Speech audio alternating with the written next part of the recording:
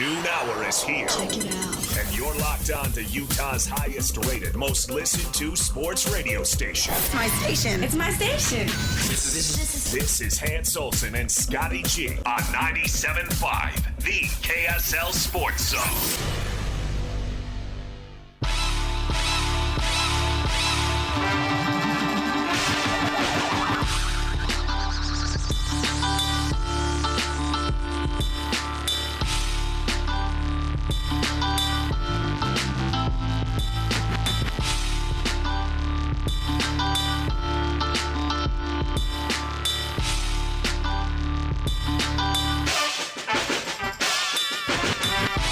Welcome on in, 97.5, the KSL Sports Zone. Hans and Scotty, happy post-Super Bowl Monday. The game is in the rearview mirror. The football season now in the rearview mirror. Yes, it's a bittersweet day. We got a lot to talk about, a lot of football to break down. Unfortunately, though, that means we don't have football until August. Oh, man. Oh, what a downer. That's a tough day when you realize it's all over, especially after such a great ending. Because, Scotty, doesn't matter how you cut that. That was a great ending to a great football season. Great game. Yep. You know, didn't go the way that Lloyd and I would have liked, but that's all right. We still had some entertaining football. He had some fourth-quarter drama that was incredible. Had a couple of really big moments in that game that changed the way. There was a game yesterday? Oh, Lloyd. You watched it. What are you talking about? You watched it. Don't be that guy. Lloyd? I didn't. I don't even know what happened. What are you talking about? I want 100% honesty out of you today. Did you watch the Super Bowl? No. You swear you didn't watch the Super Bowl? I went to a jump house. Did your boys watch the Super Bowl? No. Did Jessica watch the Super Bowl? No. Do they all feel cheated because their dad was so bitter about a Kansas City Chiefs team making it to the Super Bowl and playing in Allegiant Stadium? Are they bitter? Hey, no, because we had some wonderful food. We had a party without the game, without the interruption. Scotty, are you believing this? That Lloyd did not watch the Super Bowl? I think you checked in on it quite a bit, Lloyd. Did I? I think you did. Lloyd? No, I didn't. I think the truth is somewhere in the middle. I admire you if you stuck to your guns and didn't watch the game. But I just don't know how it's possible. And you know, frankly, we do this for our job, too. You kind of have to know a little bit about what happened yesterday. I read about it. I can read about it. Is this the first Super Bowl you've missed in your life? This is the first Super Bowl I've missed. Never missed one before. So just the pure hatred of San Francisco, the pure hatred of the Kansas City Chiefs being there in your beloved Raiders stadium. I like how you said my. That's right. It's not ours. It's mine. It is ours. No, you said it right. You had it right. Yeah, but I'm just trying to paint the picture of Subconsciously, you had it right. I was able to put aside all of my biases and take in this amazing game and see it for what it was, an amazing game. I heard Tony Romo was awesome. In fact, should we just kick this thing off? Yeah, let's get to it. Starting lineup, 97.5, the KSL Sports Zone. This is Hans and Scotty G. Let's go! The lineup is set, and it's time to kick off the show with the biggest topic of the day. This is the starting lineup on 97.5, the KSL Sports Zone. 7 seconds, 6. They are going to snap it. Mahomes going to roll to his right, throws, touchdown. The Chiefs have won the Super Bowl. Mecole Hardman. As they roll Mahomes right, Mecole Hardman is wide open. And the Chiefs win the Super Bowl back-to-back years. Another heartbreaking loss for Kyle Shanahan. That might surprise you. That's the San Francisco 49er call. By the way, your starting lineup brought to you by Lee's Heating and Air, home of the award-winning line of America's standard furnaces and air conditioners. Call Lee's right now, $59 furnace tune-up special. Visit them online at leesheatac.com. Well, Hans, the Super Bowl in the rearview mirror. It was a fun game, though, and you can't say you weren't entertained with that one. If by chance you did watch the game, which Lloyd is claiming he didn't, but if you did watch the game, you just wanted some drama, you wanted some really great play, and you got it. It really was. At the end of the day, though, Kansas City just, you know what? When they're in the red zone, they scored a touchdown. When San Francisco was in the red zone, they had to kick a field goal.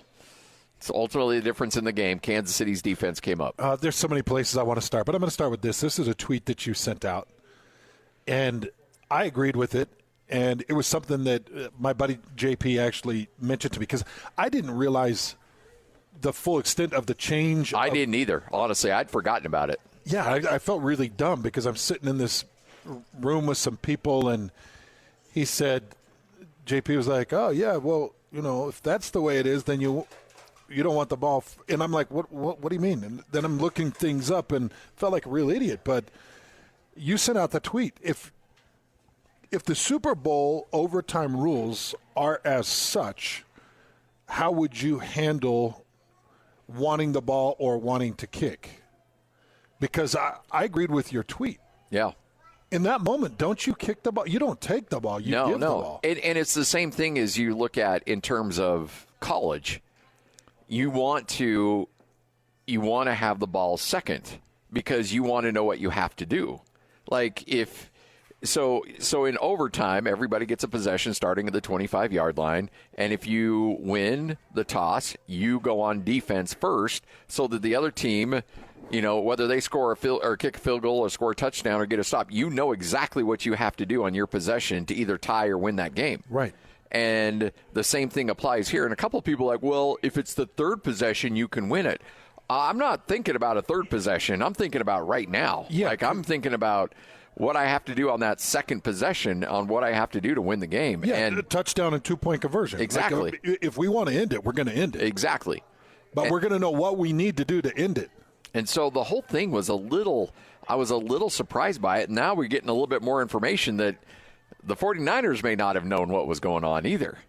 Because now there's reports from the San Francisco 49ers that they didn't know the new rules. Oh, come on. Yeah. Oh, come on. If that's the case, that's trouble. Oh, big time. You're sitting in the Super Bowl and you don't know the rules? Well, and see, I thought that might be the case, that they were a little bit in the clouds because Andy Reid he's pumping a fist. He's clapping a hand and pumping a fist. Defensive lineman Eric Armstead. I didn't even know about the new playoff overtime rule, so I was a surprise to me. I didn't even know what was going on in terms of that. Oh, my gosh. That's a Donovan McNabb moment?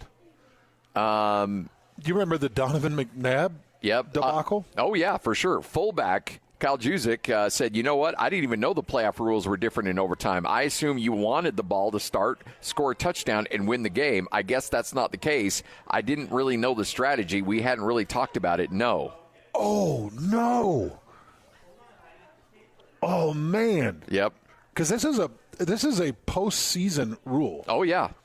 Chris Jones, defensive lineman for Kansas City, said, we knew exactly what was going on. We've talked about it all year. We talked about it in training camp about how the rules were different in the regular season versus the playoffs. Every week we talked about the new playoff rule. Oh. We knew that our game plan was, had we won the coin toss, we would have deferred and kicked. And so Kansas City knew exactly what was going on. That's what I figured because I was just reflecting on watching Andy Reid's mannerisms at the start of that, and you could tell, like, he got his way. And I'm like, wait a second.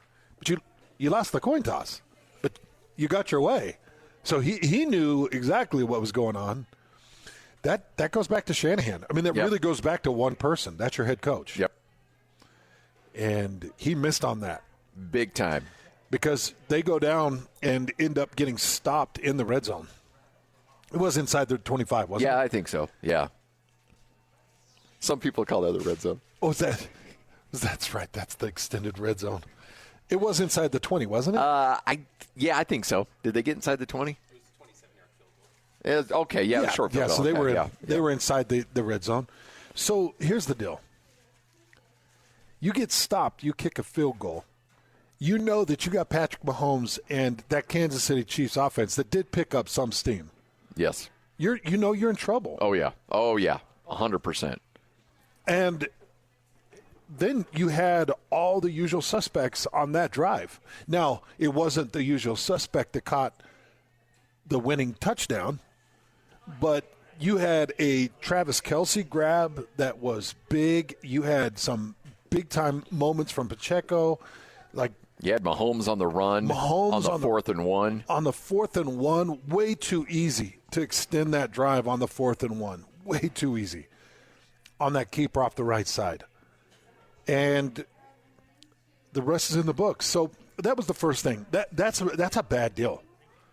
San Francisco is going to have some pretty hard conversations with their coach about, so what did you know about overtime? Yeah. Oh, I knew what was going on. Then why did you decide to do what you did? Yeah, Kyle Shanahan said he and his analytics staff had discussed overtime possibilities before the game, but the players that were interviewed about it said that they had no conversation with the coaches about what they were going to do.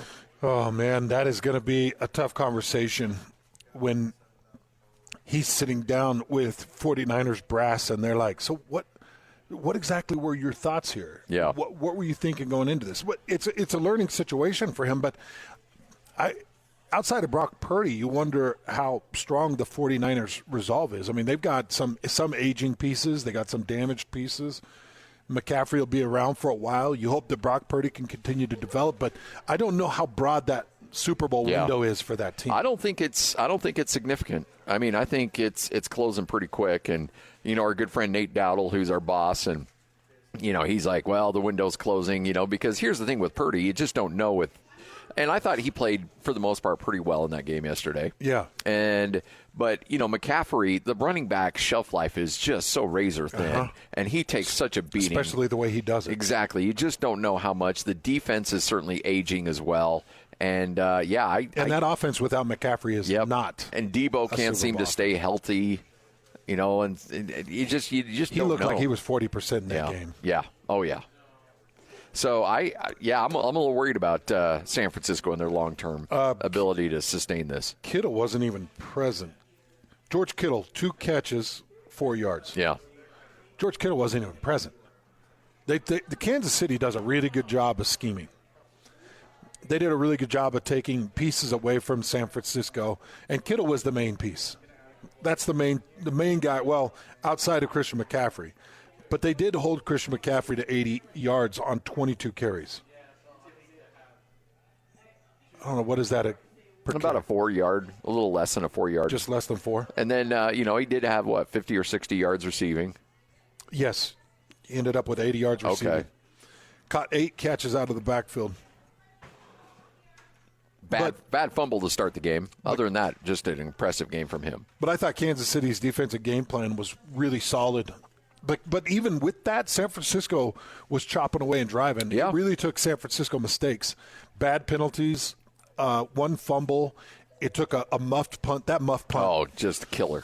I would say the 2 things that lost that game for San Francisco, the muffed punt and the block extra point. If you don't get that extra point block, that whole ending is different. You've got to go for a touchdown instead of the field goal to tie. Yeah, the whole ending's different. You don't see overtime. If that extra point, which you've kicked 1,000 times, just goes through the uprights, the end of that game is completely different. The way you call it defensively, the way you call it offensively, the aggressiveness, and there's no chance it ends in an overtime. I'm not saying that it ends with San Francisco winning. Yeah. What I'm saying is it doesn't end with an overtime. Correct. So that extra point block was huge for Kansas City. And Jay Feely, who was a kicker for a long time, and I got to know Jay a little bit, spent a week with him, and he's a great guy. And he's actually a pretty darn good football analyst for a kicker. But he came on. Did you hear his take on? It's the low kick. Yeah, he said it's too flat. It's on the kicker. He said it was Blame on the kicker. Yeah. And when I go back and I look at the extra point kick, it's on the kicker. Nobody was skying extra high. They didn't put a 6'8" in there with a huge 7'4" wingspan to go up and block that ball. It was the same jump that you see 100 times off a left side pressure, and it was just it was a low kick. Hand gets put on the kick, and the entire makeup of that Super Bowl is changed. And when they blocked that, I thought, oh, man, that is. When a game shifts from 4 to 3, it just changes things dramatically. 1 point. Yep, one singular shifts point. Everything. But the muffed punt, brutal. The fumble on the opening drive, brutal, especially who it came from. Yep. Your NFL offensive MVP in the opening drive of the Super Bowl, coughing it up near the red zone. One of the best, yes, and one of the best offensive linemen in the game in Trent Williams with a bad holding call, couple of false starts. Yeah. Like, the guys that you expect to really step up, the McCaffrey fumble, things like that, guys that you need to step up and play well, that you would anticipate would step up and play well, really struggling. And that was surprising with some of the veterans not playing well. But look, you look at Kyle Shanahan. This is, and I think Kyle Shanahan is one of the best coaches, one of the best innovative coaches in the NFL in terms of offensive scheme and what he does. But you look back at the resume now, he was the offensive coordinator with the Falcons when they blew the 28-3 lead to the Patriots. He blew a 10-point lead in the Super Bowl in the fourth quarter to the Chiefs 4 years ago. Remember, they were up by 10 in the fourth quarter. And now he's got this game and the overtime issue and some of the other play calling issues, because it really felt like there were moments where Kansas City, or where San Francisco could really run the ball, but boy, he was going to the pass maybe a little bit more than he should have. And there's a lot of things that you can dissect, and I know sometimes it's not fair, but that's the world we're living in right now, where, you know what, 1 point or one play call, if San Francisco coming down in the fourth quarter, if they're able to convert that 3rd and 4, 3rd and 5, keep that drive alive, they can milk the clock, kick the field goal at the end of the game, and win the game in regulation. Instead, they have to kick the field goal. That allows Kansas City plenty of time to go the other way, kick the field goal, and then we're going into overtime.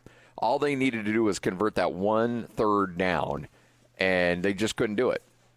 And you know what? There's just a situation right now where there's just 1 or 2 plays that are going to haunt you as a head coach. And I think he'll eventually get one. He's a smart coach, but it's going to, there's going to be some stink on him over this for quite a while. Yeah, I'm afraid so.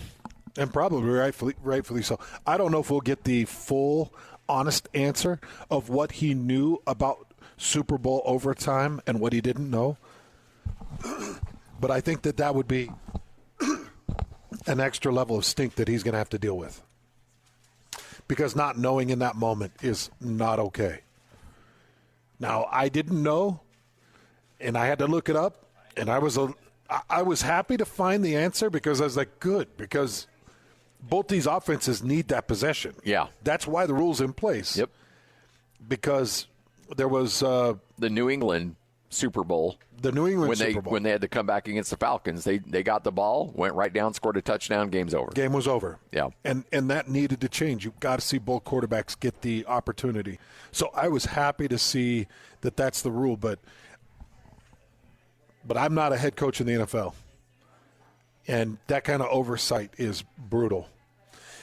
But there were so many good things. Look, it's like we started the show with, this Super Bowl was extremely entertaining.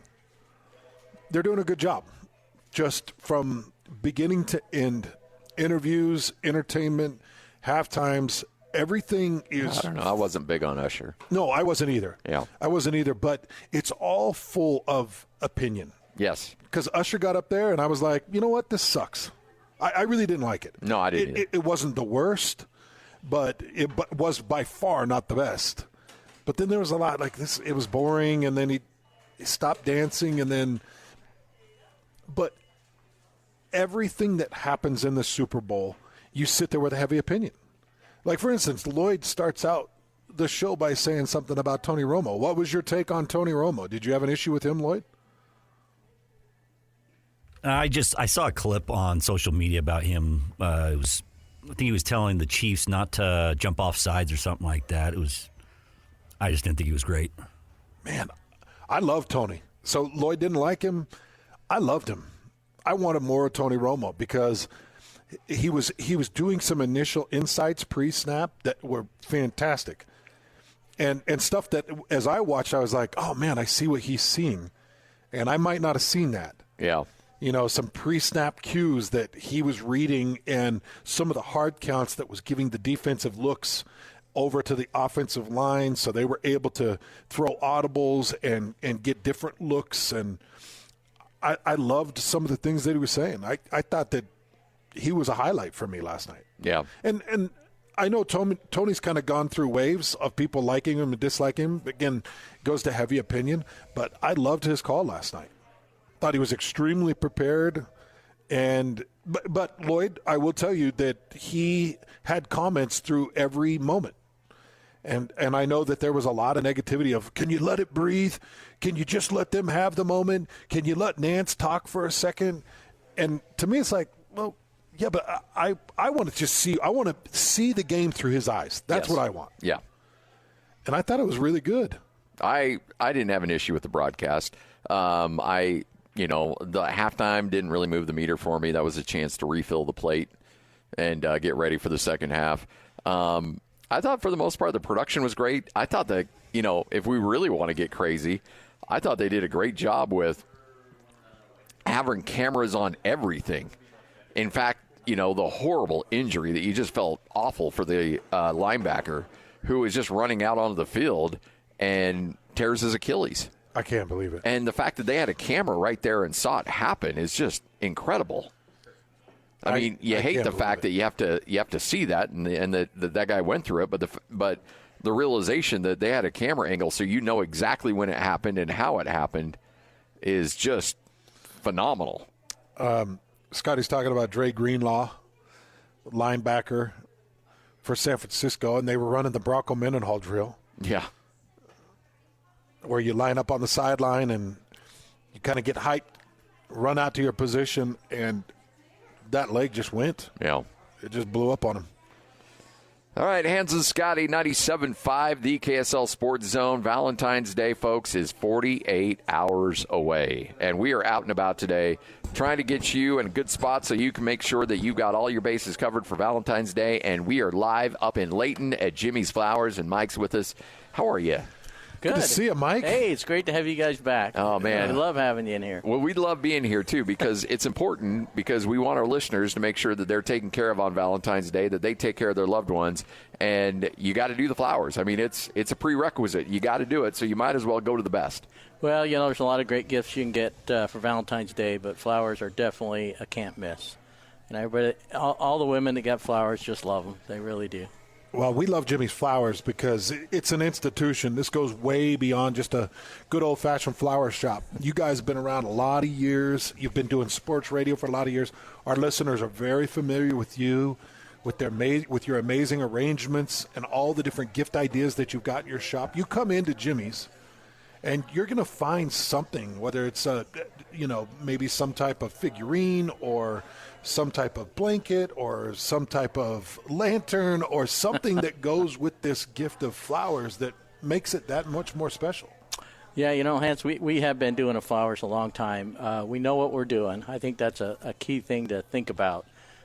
We know how to take care of flowers. We know how to treat them. We know how to arrange them. We know which flowers go best together so that they last longest and perform the best for you. So there's more to it than just selling you flowers. There's a lot involved in making sure that they are the best flowers possible. Well, too, and the great thing is that, people think roses. My wife is not a rose fan.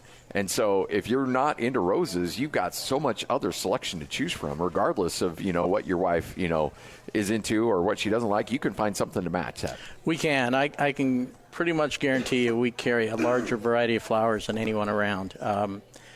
Because we have a wholesale division as well, we carry all kinds of flowers. And so pretty much any kind of flower you would want that is a typical cut available as a cut flower, we would have available for you. I want our listeners to know, because some of our listeners, and hey, look, I love you no matter what your case is, but some of our listeners are a little bit more lazy when it comes to Valentine's Day, and they don't want to pick out something and make something original. You've got pre-made bouquets that people can just walk in, grab out of a refrigerator, and they're ready to go. Or you can, if you're a little bit more creative and you know what your wife likes, you can build them as well. We can. We've got a great website that lists, that shows a lot of different designs and all price points and different types of flowers that you can look at, get ideas. Chances are you're going to find something there you like, but if you don't, we can take care of you. And we know people are busy. We know you're in a hurry sometimes. We try to have things done so that you can just swing in, pick it up, and be on your way. Well, it's really simple. Go to jimmysflowers.com. You have locations in Bountiful, Ogden, and Layton. We're in the Layton location. We'd love for you to come by. We got jazz gear. We got candy. We got all kinds of goodies. Come on by and say hi to us. But go to jimmysflowers.com or one of the stores. And here's the thing. Delivery still available right now for Wednesday? It is. You know, we can only take so many deliveries on Valentine's Day, so when we get to that point, we kind of shut it down and say, hey, you know, we can still take care of you, but you got to come in and pick it up. So go to jimmysflowers.com if you want one of those last spots for delivery. jimmysflowers.com right now. It's all right here on 97.5, the KSL Sports Zone. This is DJ and PK. Joined now by Jason Cole, senior writer for the 33rdteam.com. I think one of the most fascinating things about Andy Reid is he doesn't sweat the control of other human beings the way a lot of coaches classically do. There's a lot of coaches out there who would have worried about the fact that Travis Kelce was dating Taylor Swift. Andy Reid looks at it and goes, cool, thanks, right, what are we doing? And that's the genius to me of Andy Reid, is you let your guys be guys, run them as football players, allow them to be the human beings they want to be. And that's why I think he can sit back and actually enjoy the process of coaching and running games rather than worrying about a lot of stuff that he has no control over. Catch DJ and PK mornings from 6 to 10. Presented by Murdoch Hyundai, Utah's #1 Hyundai dealer for 16 years in a row. On 97.5, the KSL Sports Zone. Looking for the latest on the Jazz, Utes, Cougars, and Aggies? Yeah, we've got you covered. This is Hans Olsen and Scotty G on 97.5, the Sports Zone.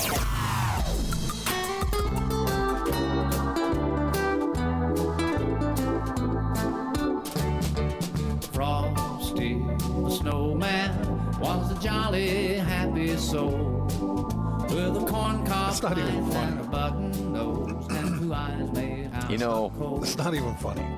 You know, I've done some things that I'm not proud of. You know, the Alema Harrington thing I'm not proud of. Pulling the 911 call. Pulling your 911 call. Yeah, that sucked. But ultimately, it was done knowing that no harm was ultimately done. Long-term harm. He's got both ears. What are you talking about? For the time being.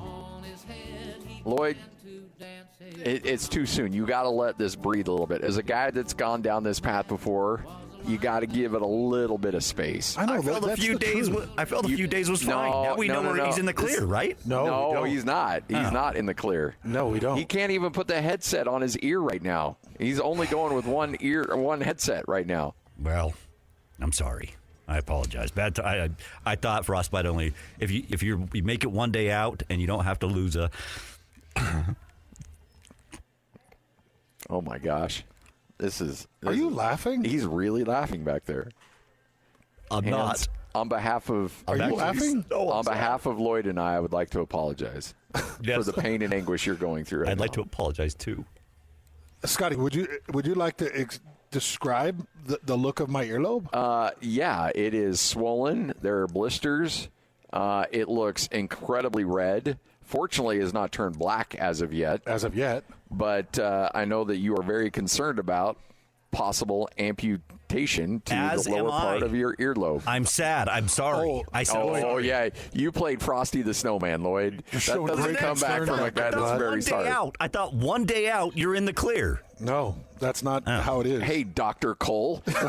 When you're talking about one day, you saw my ear at dinner. It was leaking all over my shirt. I had this blister juice just coming all down I'm sorry. my shirt. I thought it was kind of like that old saying, liquor before beer, you're in the clear. I'm sorry. What are you even talking about? Gosh, sometimes. So I guess we need to tell a story now. I wasn't going to go down this path. But move on. Let's make sure the ear makes it. So let's not do it. Well, Let's move on. people need to know now. I went on a overnight ice fishing trip, and we snowmobiled up into a cabin that was way up in the mountains. We got up early and we snowmobiled back down to the lake. And in that time, it was well below zero. I thought that I had my ears covered. Somehow my earlobes got down below the stocking cap and flopped in the wind and froze solid. Like I told Scotty, I said it really felt like a piece of frozen chicken. Like if you've ever like felt frozen chicken, that's what my earlobes felt like. And I didn't realize what I had done until I was 20 or 30 minutes in a warm tent on the ice fishing, and my ears started to thaw, and they lit on fire. And I was like, geez, I thought I'd been bit by some poisonous something in my ear or something, and I reached up and I felt it, and it felt like there was rocks in my earlobes. And so my son was there ice fishing with me, and I said, hey, son, and they felt way big. I said, son, did those look okay? And he's like, oh, Dad, that's not good, because they were way miscolored. They were like a fleshy white. Yeah. And you could flick them, and it sounded like you were flicking a pebble. Oh, no. Oh, I'm sorry. Oh, man. And so once they thawed, it felt like it really felt like a full preschool full of children had little needles just jabbing at my ears. That's quite the descriptor. Yeah, well, it was horrible. I don't think I've ever been jabbed by preschoolers with needles. With needles just in my ears. Because little kids are so, they just... Jab. Yeah, they're just constant. And for 48 hours, it's been weeping. I can't stop the liquid from coming. Well, and I'm going to not post this segment, so... So, Lloyd, you and all your fun shenanigans, I was told that if the blisters start filling with blood, which they very well could So you talk to your buddy, the doctor? Yeah. And if the blisters start filling with blood, which they very, because it won't stop blistering. So I've got myself a pretty bad case of... So there is a chance that you might lose an earlobe or two. One... I don't think my right one. I think my right one is okay. My left one is questionable at this point, whether I'm going to keep it. You're going to call your buddy Roulette? Maybe exchange war stories? No. See? Scotty! I knew you couldn't handle it. I knew you yeah, it's all me. Right. I knew you couldn't handle it. What? I might have to. I know you have a reference. You have a friend who went through this. Roulette lost toes. Now, I might rather lose toes than an ear. Oh, no, you wouldn't. Yeah, because you can hide toes. Yeah, but you have a hard time walking. I'm going to walk around looking like a yeah, but your nose moron. will take the focus. Trust me. Nobody's looking at your ear. Do they have ear prosthetics? I don't know. Can I get a prosthesis? Prosthesis? A lobe prosthesis? Earstis? I cannot believe it, man. But I got to tell you, dude.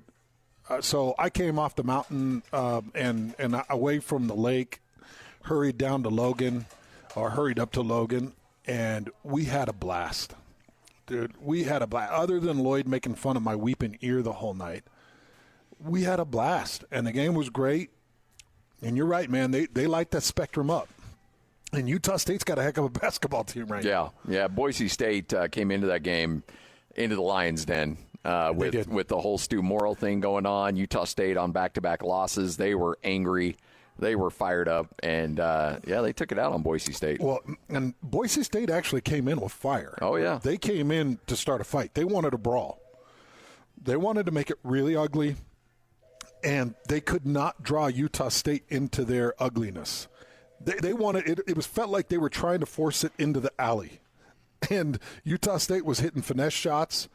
And then they were hitting some power moves underneath, and they were grabbing some crazy offensive board, great awesome boards. Yeah, and Mason Falslev just put on a show. Yeah, put on a show. But dude, I have never felt age like I felt age. I was so tired, and my wife had been up since like 5 o'clock because they had volleyball tournaments all day. So we left the Spectrum. I don't know. There's a few minutes left in the second, and I had to leave. I was falling asleep, and I had to rent a hotel. Really? Yeah, I rented out a Quality Inn just right there at the edge of town. The guy that will drive from Nebraska to Salt Lake won't even stop to let anybody use the restroom. Well, couldn't make it home. The reason we did that is probably also the reason. She was in the car with me. Yeah. Yeah. I don't know if I'm buying the whole "I'm so tired." Oh no. Right. We were exhausted. I was asleep probably by the time you left the Spectrum. That's how tired I was. And I don't know, frostbite ears just really takes it out of you. It's really wears you out. Just drains you. Dude, I feel sick for you. I feel really bad. I'm nervous about it. Yeah, I really I wish can tell. Scotty wouldn't have made that joke because I already feel bad about mine. So I've taken mine back. Yeah, but Scotty's was out of fun. I think Scotty's is out of fun. Here we go. Scotty's was just It's trying to you have two fun. against me, as always. Well, that's not the case. Hey, by the way, how was your Super Bowl party? Oh, it was great. It was awesome. Fired up about, I want to say, probably around 32 wings. Put them on the smoker. Got the smoker cranking hot. And did some jalapeno poppers too.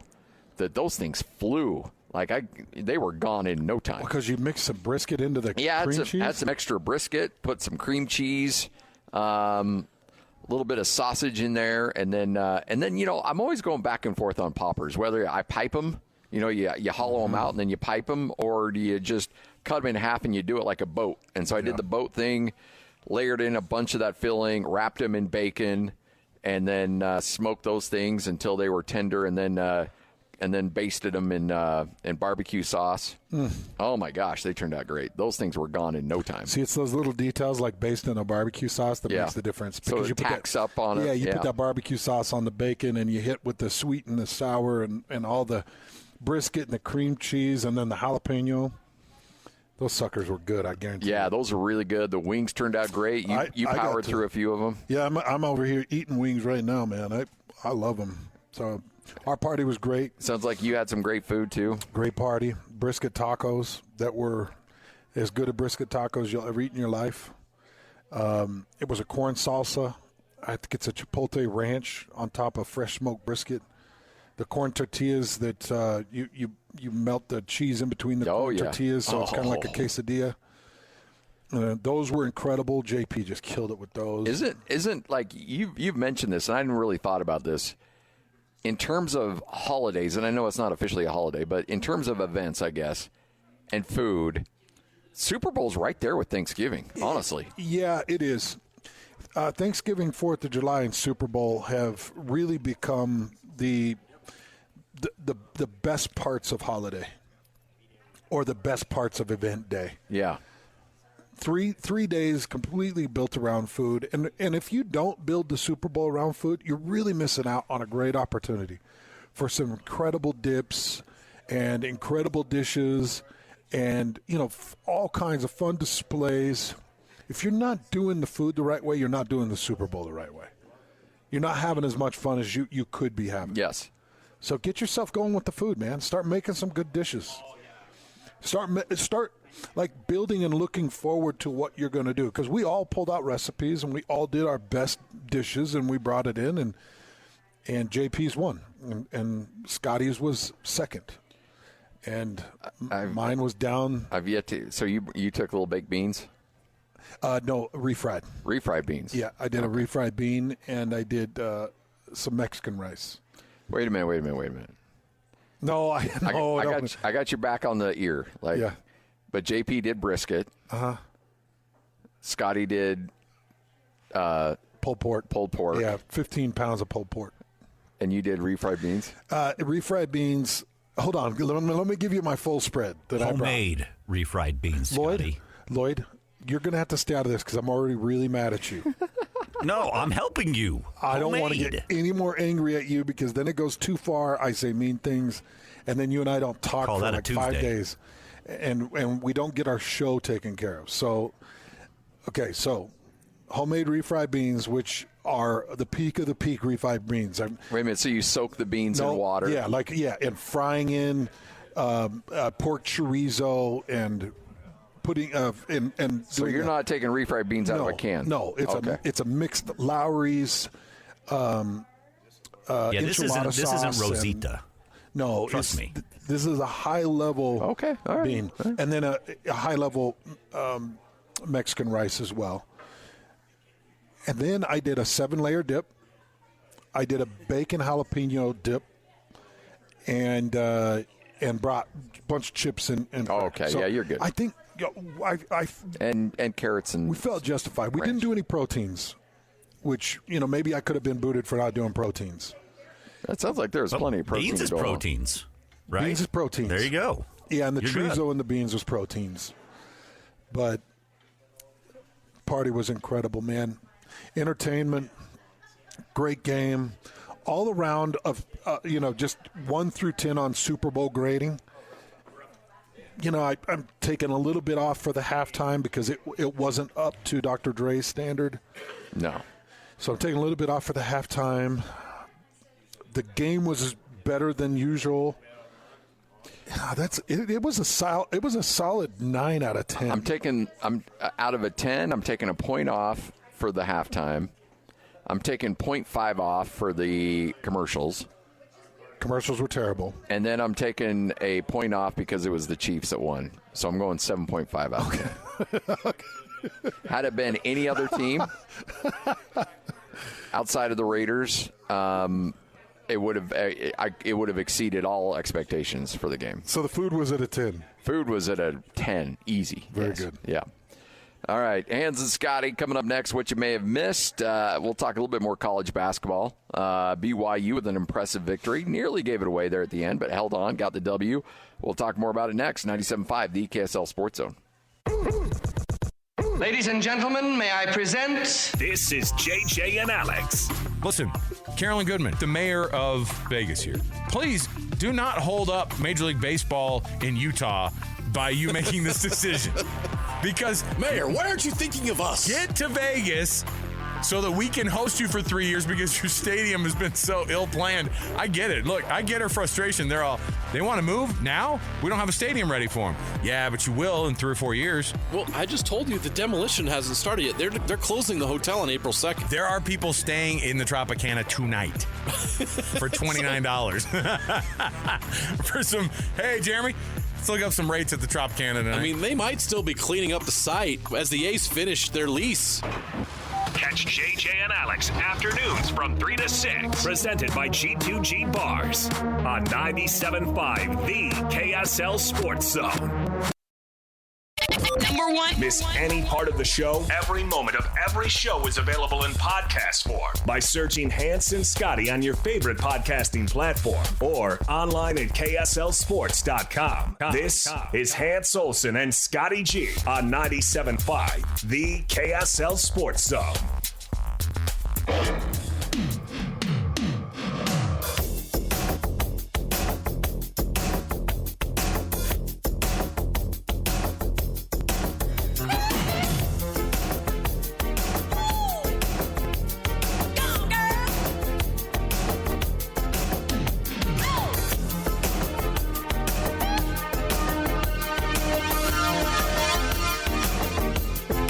Hans and Scotty, 97.5, the KSL Sports Zone. Time for another edition of What You May Have Missed, wrapping up the noon hour.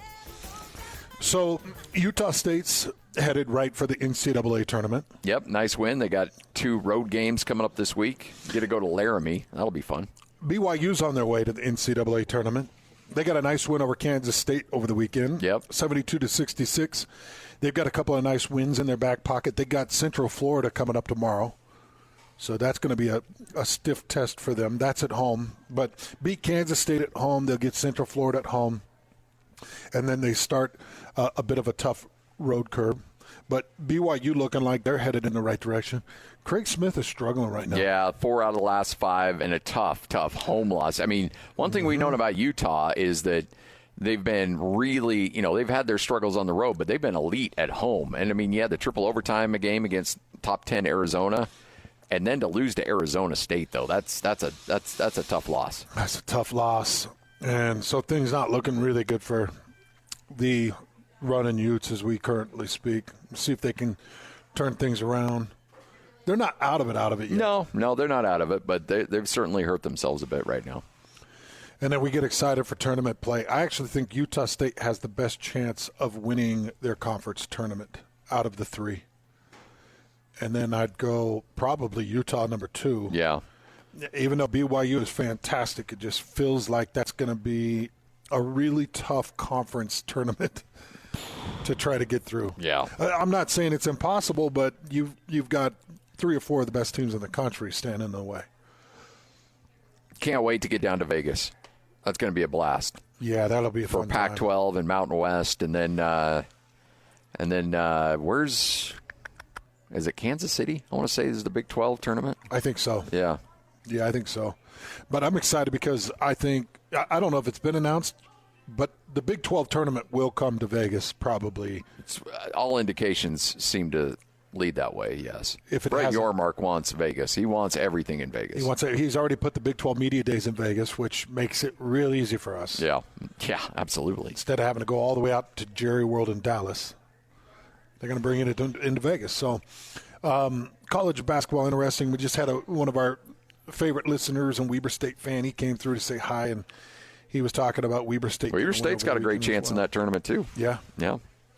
All right, we are live here at Jimmy's Flowers up in Layton. We want you to come by and hang out with us. We want you to grab some flowers. We want you to make sure that you are a hero on Valentine's Day. Mike's with us, and Mike, you've been running this place for a long, long time.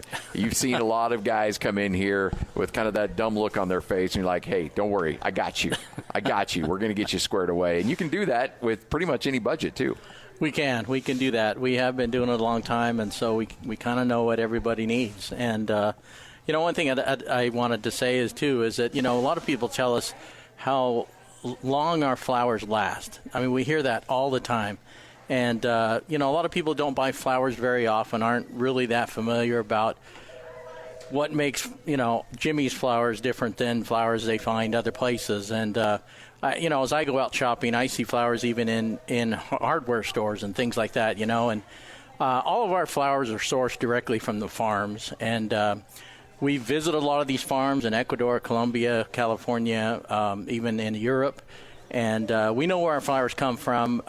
They're cut and shipped to us in refrigerated trucks and planes, and they're temperature controlled. So, and then once we get them, we treat them with solutions and things to make them last, and we keep them at the proper temperatures and things like that. So all of that leads to longer lasting flowers, which really is what, makes them makes the value of a flower arrangement. You don't want something that's not going to last. So we take a lot of pain and effort in making sure that happens. I think it adds to how long they last. It also adds to how amazing they smell and how fresh and beautiful they look. I mean, you can see other flowers. You go other places, and you're like, that doesn't look like a Jimmy's flower. Yeah. It's a different look, a different smell, and a different lasting flower. Yeah. Well, our people are real careful. They know what they should use and what they shouldn't, and we're really careful about everything we use as far as we put date codes on everything. We know how long we've had something, and so we're very particular about that. Valentine's Day, 48 hours away, and obviously, you can come into any of the 3 locations, Layton, Ogden, or Bountiful. We're up here in Layton. Or you can go to jimmysflowers.com, and there are a few delivery dates for Wednesday still available. Yes, certainly. But I wouldn't wait too long because it's you know how it is. It gets really busy. So hey, let's talk about the chocolates. You can also have those delivered as well. You can, and people love them. I mean, chocolates go great with flowers, especially Valentine's Day. And so we've got some great ones. All you have to do is go to jimmysflowers.com. You can come up here to Layton and say hi to me and Hans. Just type in Jimmy's Flowers in Layton on your phone, and it'll get you right here. Also available in Ogden. Bountiful, I've been to that store a lot. Usually it's because I've screwed up and I got to figure out a way to get out of the doghouse. But whatever you need to do, Bountiful, Ogden, Layton, Jimmy's Flowers, it's an institution up here, and they can help you out on Valentine's Day. And also get to jimmysflowers.com right here on 97.5, the KSL Sports Zone. Hans and Scotty, 97.5, the KSL Sports Zone. Happy Monday. Super Bowl is done. The NFL season is done. And now we wait for the countdown to the start of the 2024 season. It's a bittersweet day, Hans. Very bittersweet. September cannot get here soon enough. Come on. At least give me some spring ball now. Give me something. I need some type of football. Yeah. It's always hard when it comes to an end. But, man, what a great ending.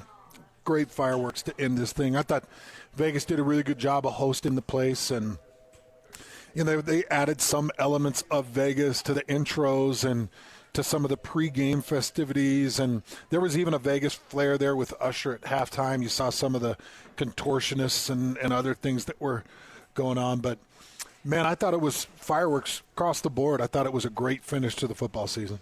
Well, joining us now, Vinnie Iyer, kind enough to carve out a few moments for us from the sporting news. Also part on the Locked On Network as well. Super Bowl is done, and Vinny's here to help us recap it. Vinny, how are you, man? Hey, Vinny. I'm doing well. Thanks for having me, guys. So when you look at the Kyle Shanahan overtime, should he have kicked, should he have received, players didn't know the rules, or at least are claiming they didn't know the rules.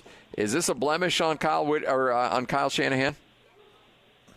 Yeah, I think this is an area that he kind of struggles with, and it's tough. I mean, you kind of learn that as you go along as a coach. I mean, we know where he kind of cut his cloth, like in terms of him being a great offensive schemer, and he's excellent at that. We know that. He's good at designing an offense, finding players to fit that offense, and really maximizing their strengths. That's what he does.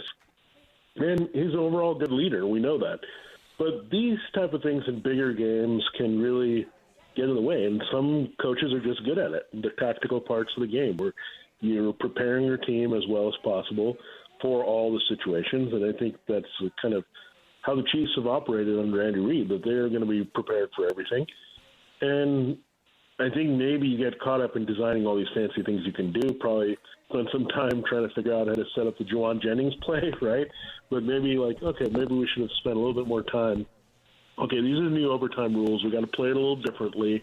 And you could tell, his answer was kind of weird, saying, okay, we wanted the ball third. Wait a second. You don't want to give Patrick Mahomes the ball second, period, in any situation.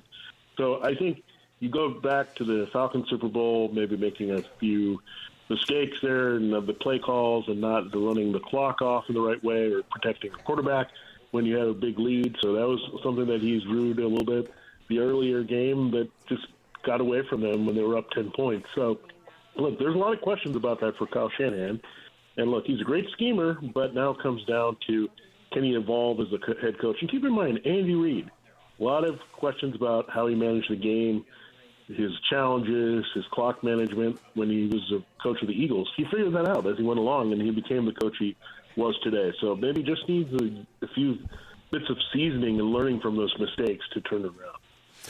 Let's talk a little bit about Patrick Mahomes' performance in this game. Just a few days before his dad gets another DUI, his third, and he's dealing with so many different distractions with his wife and with the team and Taylor Swift and everything that's going on. And he just seems to laser focus himself in the pantheon of great quarterbacks. How great is he? And is he just starting, or is he just starting the decline? Well, I think he's in his prime right now. I mean, he's just turning 28, so he won't be turning 29, I think, until September 17th. So he's got a long way to go before he's going to hit 30 here in his prime years. So if you look at the body of work over 6 seasons as a starting quarterback, getting 3 Super Bowl titles, getting to another and having an AFC championship, winning 2 MVPs, some of the numbers he's putting up, the pace. When you combine all that and put it in a blender, this is the best start we've ever seen by a quarterback. The first 6 years as a starter ever in this league in terms of winning championships, in terms of putting up numbers, in terms of the eye test with the arm, the athleticism, making plays, executing, the efficiency. He's one of the most well-rated passers now in NFL history, just trying to get ahead of Aaron Rodgers in this current era. And that number is important because a lot of those guys that are highly rated over the years win Super Bowls, and it kind of rates how good they are in those type of performances, not making mistakes. So everywhere you look at it, he's on the trajectory to be the GOAT. Right now, you got Tom Brady, of course, having 7 Super Bowl rings, and Patrick Mahomes is not even at half that. So that's one way to measure a quarterback, but you can also measure the stats and the ability and just the eye test. So right now, if you say compare Tom Brady 6 years in and Patrick Mahomes 6 years in, you're going to say, yeah, I think there's a clear winner here. So, but the key, sticking around, being healthy, and being able to produce at a high level deep into your career. So Andy Reid says he's coming back, and I don't, obviously, like you get to a certain age and you want to settle down and enjoy the family and travel a little bit. But when you have this juggernaut of a team returning, I can imagine you'd still want to be a part of it. Was there any thought at all that he might shut it down after a win, or did everybody on the national scene feel like he was going to come back and run it back again with this squad? I think once we got the answer last year when he beat the Eagles and they won their second Super Bowl, then I was like, okay, I think this guy's in it for a while. He wants to see how far you can take it with Patrick Mahomes, and why wouldn't you want to come back? I mean, it's a great situation. And the other thing he's done is he surrounds himself with a lot of guys he trusts. I know they lost Eric Bieniemy, but Matt Nagy was someone he had in the staff before, so he had him under him offensively. And then Steve Spagnuolo has now been there for quite a while. Dave Tube, the special teams coordinator's maybe underrated guy still in this league, and given how his unit performed, I mean, there was a lot of difference on special teams in that game last night. So I think you look at this whole thing, he's got a good support system. He's got a quarterback who makes things easy. He's got veteran leaders there, not just with Mahomes, with Travis Kelce, Chris Jones, whom they'll try to keep above everyone else here in free agency. So, look, as long as he's having fun, and you saw him, he was having fun. Like, he brushed off a player coming over and pushing him, and he just kind of made a joke about it. And then he was diving on the floor there with the Chris Jones of the stadium, and then looking at his cheeseburger hunt after the game. I mean, he just seems like he's having too much fun to quit. And I guess if you want to spend time with family and travel, I guess he's doing that right now. The Chiefs have become his family and all the stuff that's come with it. Well, let's jump over to the other side, talk a little bit about San Francisco, because you've got Brock Purdy, who's extremely young and very affordable right now. How quickly does he become unaffordable? And can the 49ers continue kind of their run? Do they look to be set up for longevity and maybe a couple more Super Bowl pushes, or was this a one and done for them? Yeah, this is a very critical offseason for them because they got to plan ahead a little bit. Because Brock Purdy, you can't do anything because he was drafted as a seventh rounder. You can't do anything with his contract until January 2025. So it's status quo, and they're going to get that bargain. But they also have to consider Brandon Ayuk and the contract that he's going to have to ask for. You've already invested a lot in George Kittle and Deebo Samuel. Can you afford one more pass catcher? Do you have to trade him so you can get a high value? Much like we saw with DeForest Buckner, right? They flipped him during the draft, trying to get his replacement. And I think the 49ers, they do a great job with the salary cap and staying ahead of things. They're in a tough cap situation now, so you got to figure that out. How are we going to pay the guys we want for the core? How are we going to replenish some of our weaknesses?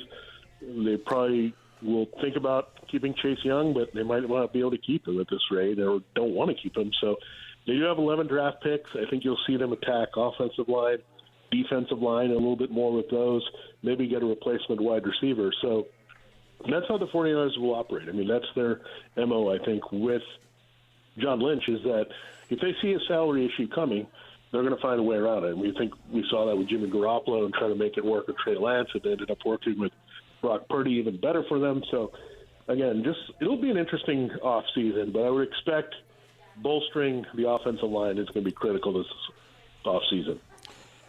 When you look at overall the landscape of the NFL and the fact that Kansas City for the first time had to go on the road to get to the Super Bowl and play 2 road games against 2 really good teams to get there, does this one feel like even a bigger accomplishment than maybe some in the past? I mean, yeah, just look at who they went through, by the way. When you look at it now, it's impressive. I mean, Tua Tagovailoa led the league in passing yards. That was the first quarterback the defense shut down. Then they kind of didn't treat Josh Allen very well as a passer and shut him down. And Lamar Jackson, MVP of the league, they forced turnovers and stopped him. So they went through those 3 quarterbacks. Patrick Mahomes outplayed them all. And then they get the 49ers of Brock Purdy, who led the league in yards per attempt and throwing downfield. And touchdown percentage, they get the best of him. and Mahomes does his thing and kind of ramps up his play during the playoffs. So, yeah, it's an incredible run. When you go through those four quarterbacks, particularly in this season, I mean, the only thing missing was Jalen Hurts, but they did that last year's Super Bowl. So when you look at it, I mean, it is an incredible run, and it's got to be really frustrating if you're a fan of any of those other AFC teams, because right now the only team that has figured out Patrick Mahomes in the playoffs is quarterbacked by Joe Burrow. So Joe Burrow's not in the mix and healthy next year and playing at a high level. I mean, it's going to be tough to see someone beating them. I guess a lot of people remember this NFL season as the season of Swift. I just want to get your thoughts on, what she added through the postseason or what she subtracted through the postseason, and what she may have done for the numbers. Are we going to see higher numbers off ratings and viewership?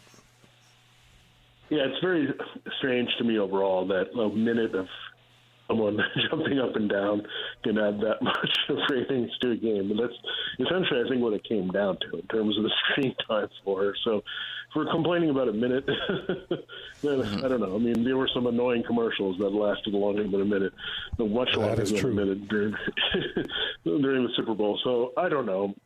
I don't know what the demographics. I don't think necessarily it's as profound as we think in terms of, okay, if you're a fan of Taylor Swift, to see her for 1 minute, are you going to watch a 3-hour game just to do that, or just go to a concert, pay a lot of money, or watch a movie? So I don't know how much we will find out later, the impact. But I think what it did was in the conversation, right, cross it over into the pop culture conversation, bring the NFL into more consideration for people, right? It is, okay, here's a sport, but then it's like, okay, it's now mashed up with the world of entertainment, with the biggest pop star in the world also being attached to the sport. So I think in terms of the brand recognition, the global power of the NFL, it's expanding. I mean, just look what's happening here. You get Rio as a game destination, and then or Sao Paulo, I should say. You turn around and go to Madrid. I mean, the NFL is trying to globally dominate. And, of course, they're going to use a globally dominant superstar to try to get the means to that end. Vinnie Iyer joining us from the Sporting News right here on 97.5, the KSL Sports Zone. So I'm going to put you on the spot a little bit here. Obviously, San Francisco and Kansas City are, expected to be very good next year. Who do you think challenges those two teams and can do so and be right there with them next year? Do you think Philadelphia is fallen back? Can Buffalo kind of regain some position? Like, who are you looking at next year if you take those two teams out that should be able to fight for a chance to be in the next Super Bowl? Yeah, I mean, you look at definitely the contenders that you had with the Ravens and Bills, but again, Joe Burrow, you saw what he's able to do in a couple games against Patrick Mahomes. He seems to be the guy that, if you're going to pick another guy that's going to get a ring in this window, you would say it's Joe Burrow. And the Bengals need to make some decisions around him, but I think they'll become better, and they'll rebound for sure. I mean, they're a very good organization as well, and replenishing through the draft and free agency. So that's a team I would watch out for, having a big comeback. Of course, the Jets are going to look completely different offensively, maybe, with Aaron Rodgers, if he can be healthy and they can make some upgrades there. The receiving core beyond Garrett Wilson, you could see a very scary Jets team because we know how loaded their defense can be and how well it can play if there's an offense to support it. So maybe there's a couple teams there, the Bengals and Jets. I think in the NFC, you got to look at Detroit. I mean, that was a great run. They have everything intact. Their coaches didn't go anywhere on the staff. So I'm really intrigued to see what the Lions can do and see if they can push it higher, given they're going to have a lot of draft capital and salary cap space to keep improving their team. How'd you think Vegas did with the whole Super Bowl ambience? I think it did well. I think the fact that we're gone to the point of mainstream gambling everywhere, it was in our face, that it seemed like the logical next step. I mean, talk about the global domination of the NFL.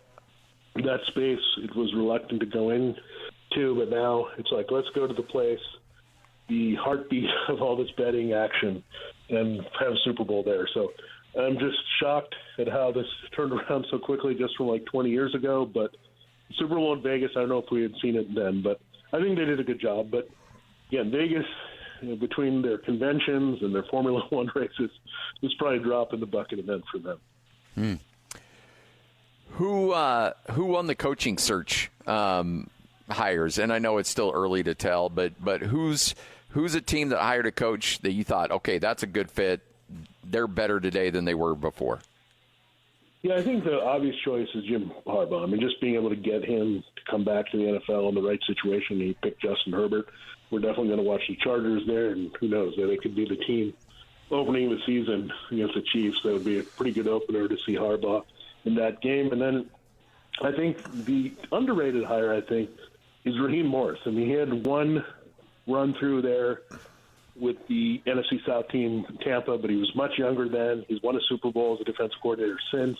They're borrowing some more of that Rams philosophy defensively and offensively, and we know how good that can be, that Sean McVay's kind of influence goes around the league. So I'm really intrigued to see what the Falcons can do, because I think they've underachieved here for 3 consecutive seasons at 7-10. Vinnie Iyer right here on 97.5, the KSL Sports Zone. So, what does your off season look like? Are you able to get away for a little bit now? I'll try, but the biggest thing is I'll probably pivot a lot to the draft and free agency. We're all over that for Sporting News as well. So I'm already looking at who's going to sign where, what contracts are coming, who do I like in the draft.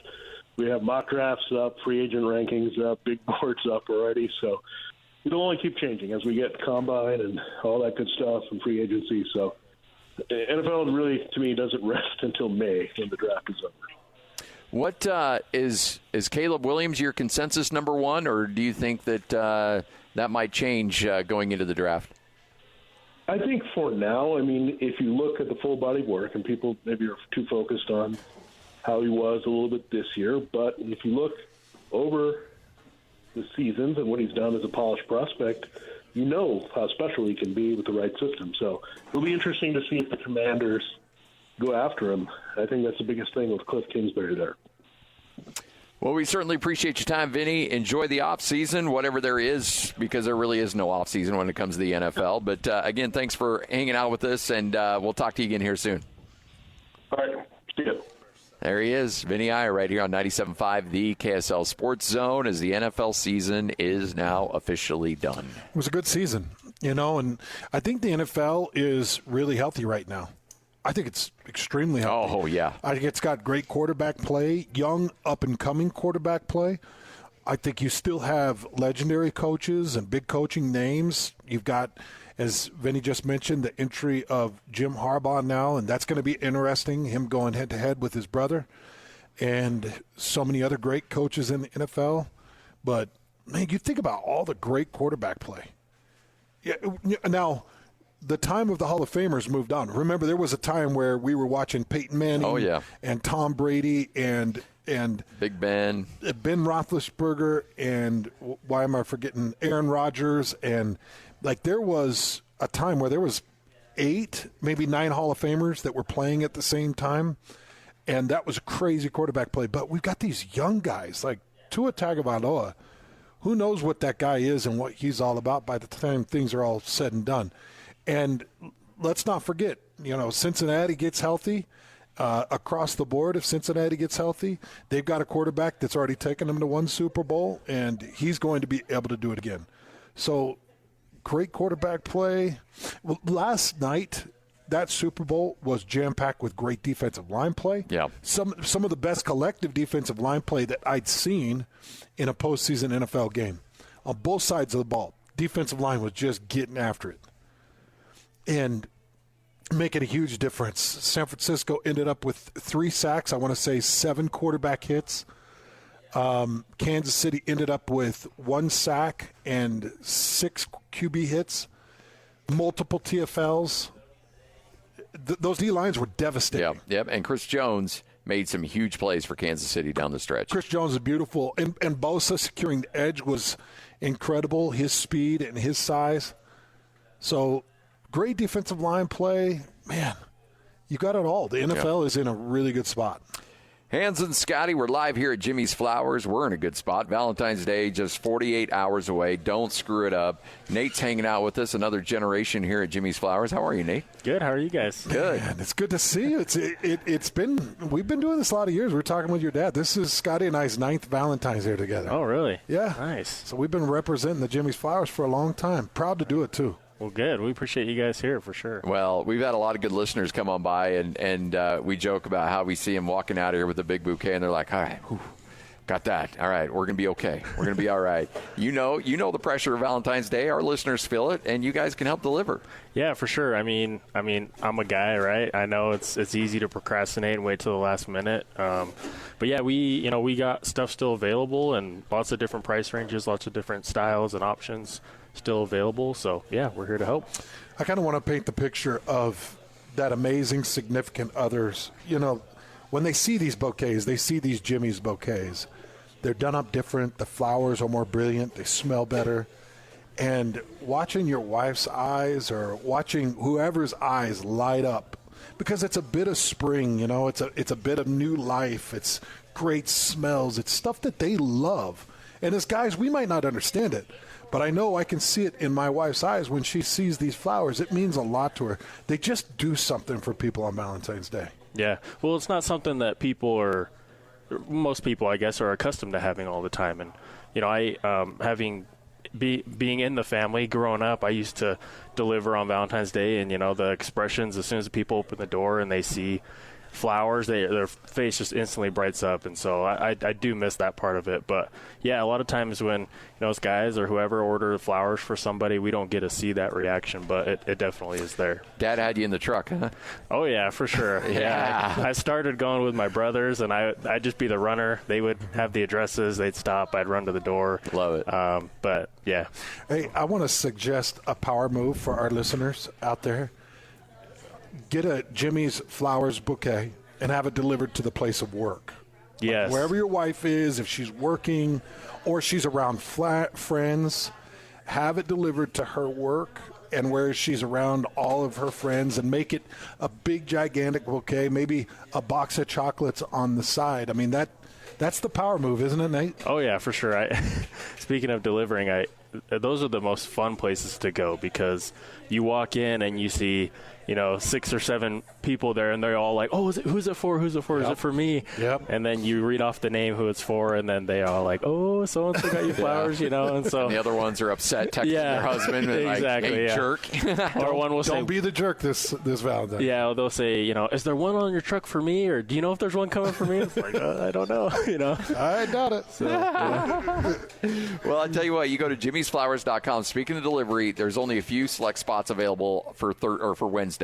So if you want to get in, you can go to jimmysflowers.com. You go to any of the locations, Layton, Ogden, Bountiful, and make sure you get squared away, because clock's ticking right now. Oh, yeah. Go. I mean, as we're speaking, every 5 minutes I'm checking, and we got 20, 30 orders printing off every 5-10 minutes. So the delivery slots are definitely filling up quick. So we'll go to jimmysflowers.com right now. That's jimmysflowers.com. You can also come to Layton, Ogden, and Bountiful. It's all right here on 97.5, the KSL Sports Zone. This is Jake Scott and Ben Anderson.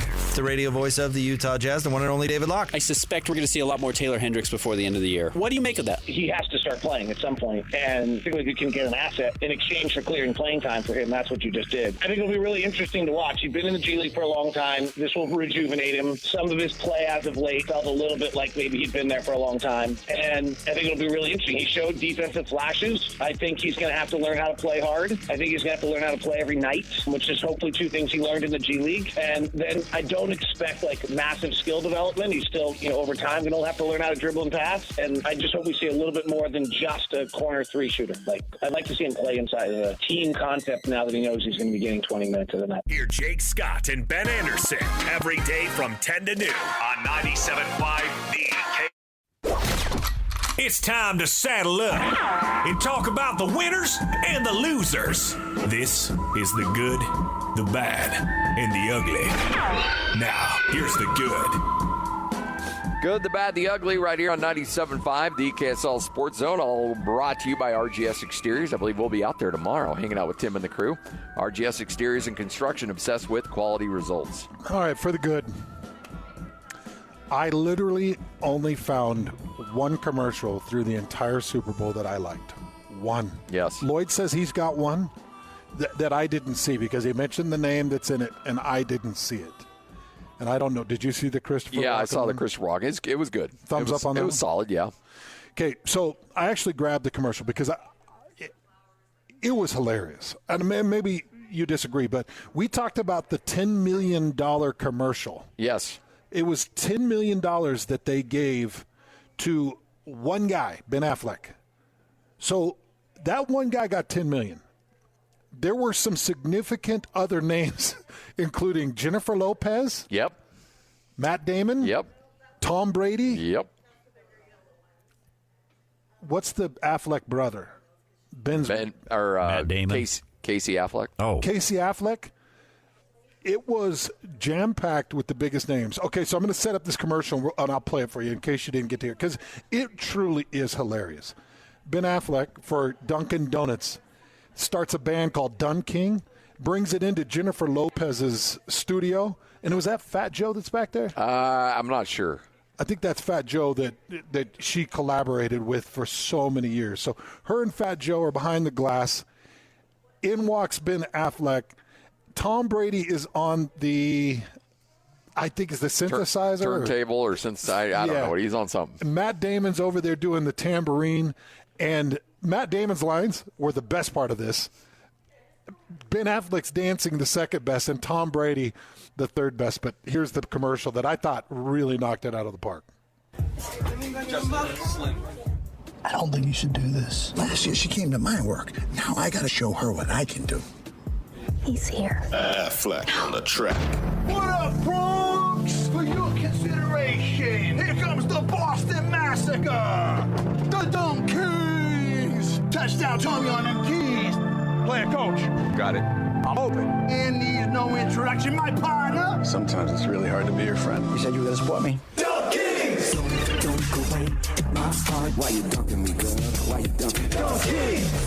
My heart. How do you like them donuts? I'm so sorry. You had to see it, but I forgive you. Lay us on the track. Are we going to be on the album? We talked about this. Let's go. You're blinded by them pinstripes. Wrap it up. Here goes Babe Ruth. Tom, you can stay. You remember when I told you I'd do anything for you? This is anything. Chill. They're naming a drink after us. It's so good. That might be one of my favorite Super Bowl commercials all time. Matt Damon's uncomfortable. How do you like them donuts? I'm sorry about that. You make it really hard to be your friend. Jennifer Lopez telling Tom Brady he could stay as everybody else is leaving. Oh, man. It's really good. It's really good. And it hit the brand. Look, Dunkin' Donuts, they got their money's worth out of that one. Yeah, because they've been DOA. So they gave Ben Affleck $10 million. According to Ben. Yeah. Is that $10 million across the board for everybody? I don't know. They That's a good probably question. felt bad for Ben and said, let's throw him a bone. Tom, look. Who's feeling bad for Ben? Yeah, Ben's doing okay. He's freaking Batman. He's doing okay. Yeah, Ben was just a celebrity coach in the All-Star game here. Yeah, in but Salt he's Lake the City. least successful of any of these people. He's even less successful than his brother. I think Casey's more successful. No, Casey's not more. What has Casey been in besides Ocean's 12? Jeez, the Ben Affleck shaming is rough. I would say Matt Damon's more successful. Yes, Tom Brady's more successful. J-Lo's more successful. Come on. J-Lo is on. No, I don't know about that I think one. I'd take Ben over J-Lo. Have you not seen The Wedding Planner? Come on. Yes, I did, and it's a lovely show. I knew you'd love it. It has got great comedy, and I'm a surprised darling nobody's in brought up Made in Manhattan. Oh, come on. Of course, Made in Another Manhattan. Another great one. Both of those are excellent. You're right. You made the case. Jennifer Lopez. See, told you. Okay, what's this other commercial? Christopher Walken is essentially everybody likes to do their Christopher Walken impersonation. Yeah. Well, here he is dealing with that. Nice ride. It's the real deal. 100% electric. It's the real deal. Yeah. Thank you. Of course. Enjoy your coffee. Careful, it's hot. Thanks. Your dog's so cute. Yeah. Ooh, so adorable. Yeah, wow. Yeah, right. We both know it's the man. Makes the clothes. Come on. You know, you look nice. Okay. We done? Hello, Mr. Walken. Does this table work for you? Yeah. Yeah. Did someone say yes? Don't you got somewhere to be? Yeah. Oh. There's only one Christopher Walken and only one ultimate driving machine. The rest are just imitations. Come on. That was solid. That was pretty solid. Good. What was the brand? I don't even know what the car was. BMW. Was it BMW? It was BMW. Okay. For electric? That's not the original. I don't know. What are they trying to do? That's not the original electric. There's only one original, right? I don't know.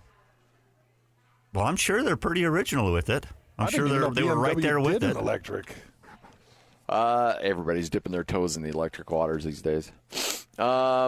There was, what's the other one that was pretty good? Where, yeah, the one with, and I don't, again, it shows you it must not be a good spot because I don't remember what they were promoting, but the one where Jennifer Aniston says, you've got to forget something if you're going to learn something new. Uber Eats. Oh, is it Uber Eats? Yep. It's so like you have to drop something out of your memory if you're going to remember something new. And so all these people are forgetting stuff. Like Usher's there is like, you know what? I'd really like to do the halftime show. And this was in the third quarter. Oh, and right after he did it. And then David Schwimmer comes up to her. And she's like, hey. And she's like, I don't know who you are.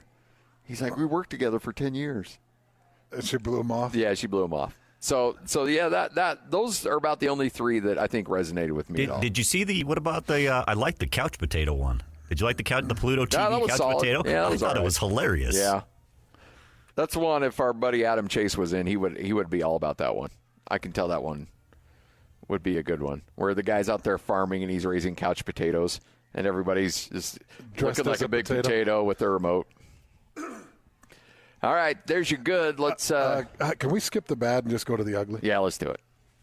And of course, the ugly. So I immediately thought about you, and I wanted to text you, but I knew we were both doing with parties and stuff like that, so I didn't want to bug you. So there's a lot of things that happen on a sideline because you experience things on sidelines. Sometimes we see things and we didn't experience that world. And so that we go like, oh my gosh, this is horrible. This is crazy. And then you'd be like, hey, that stuff happens. It's not a big deal. So I wanted to get your opinion. Travis Kelce, when he bumps Andy Reid, screams in his face, nearly knocking the coach down. Yeah. Both of them have downplayed it, and Andy Reid said, look, I tell my players to speak their mind.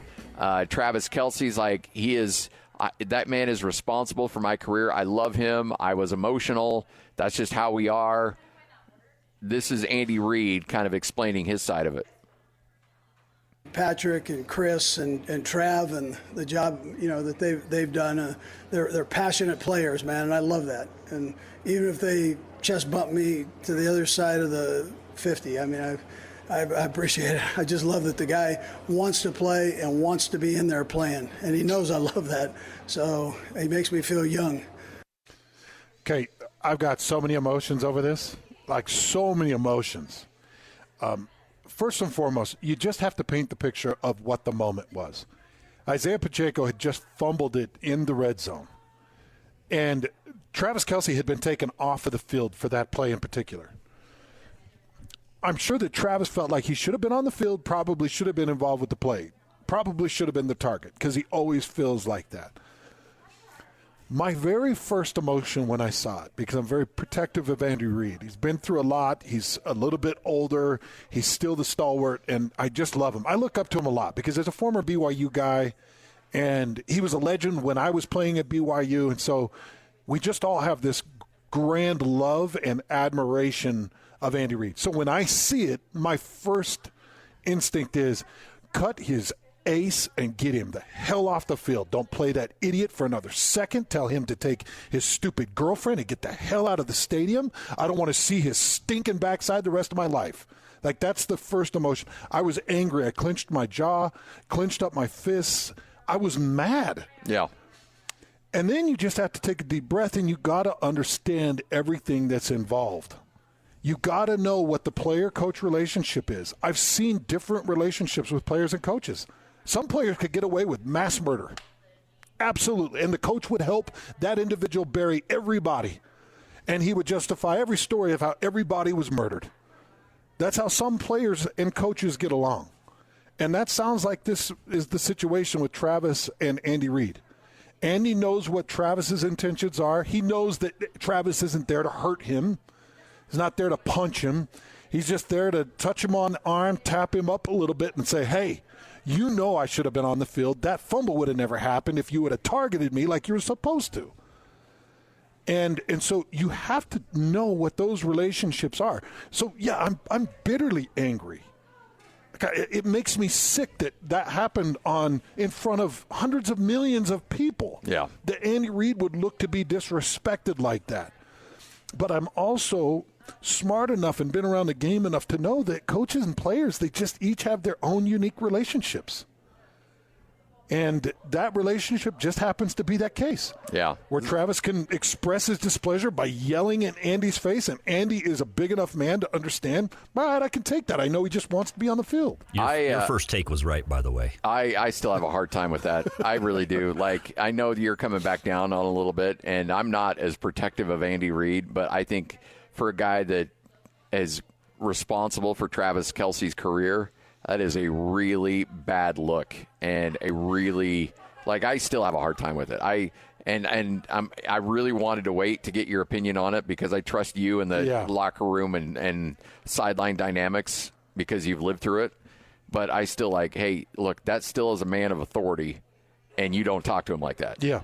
I mean, I get it. You're a superstar, and you're probably making way more money than Andy Reid, and you're a first ballot Hall of Famer, and I get all of that. But you don't talk to a guy like that. You don't talk to your head coach like that. You don't touch your head coach like that.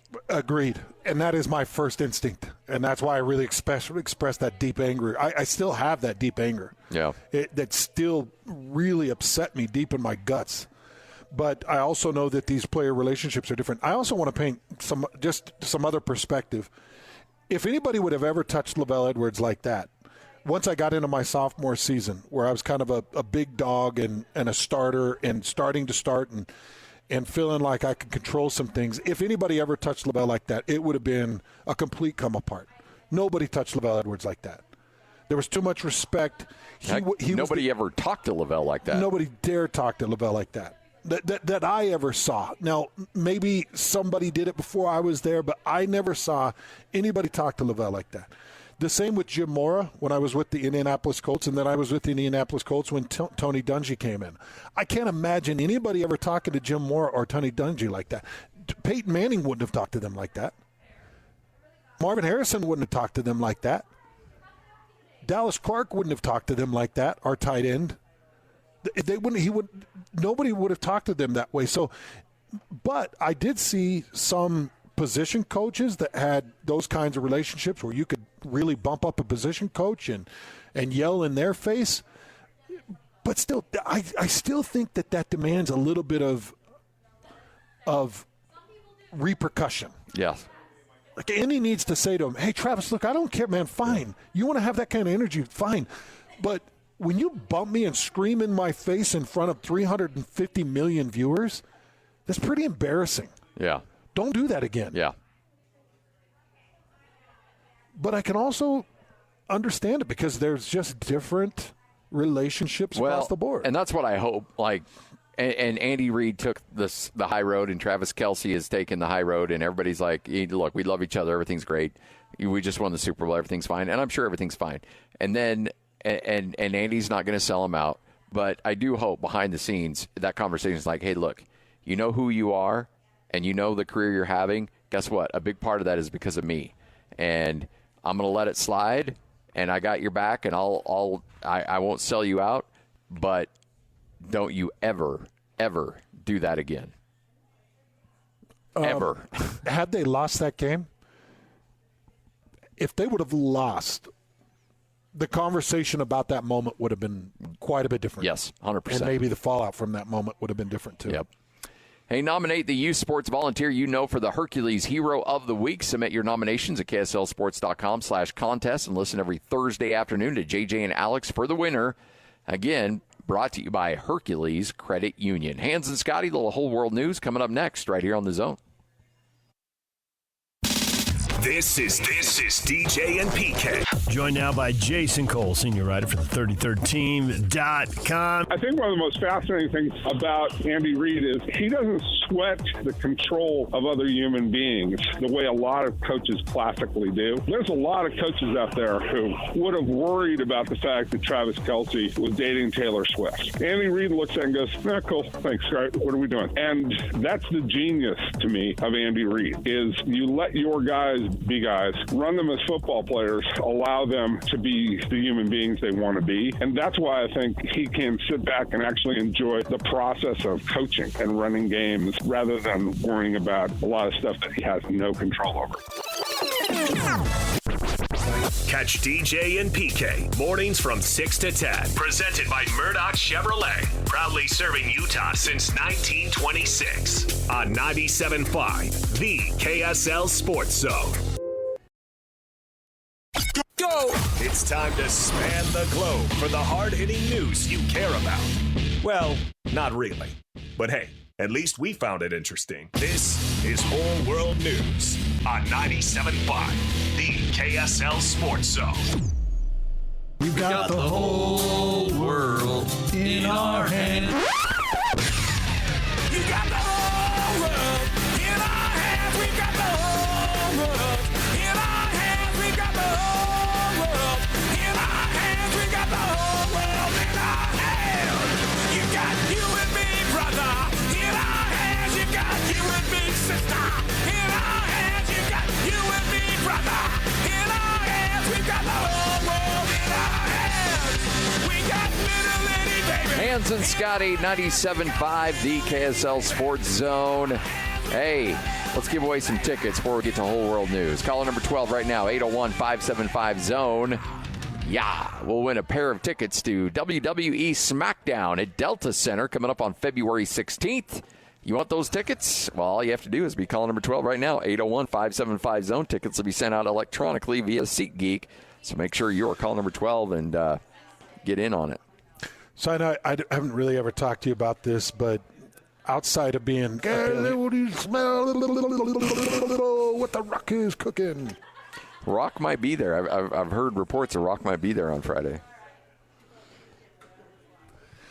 You feel better, Lloyd? Feel good about that?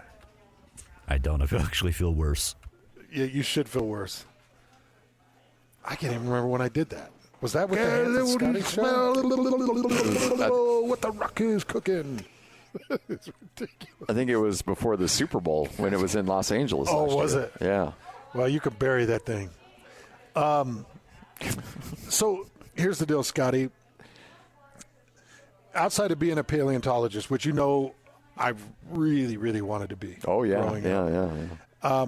A professional football player, a radio talk show host.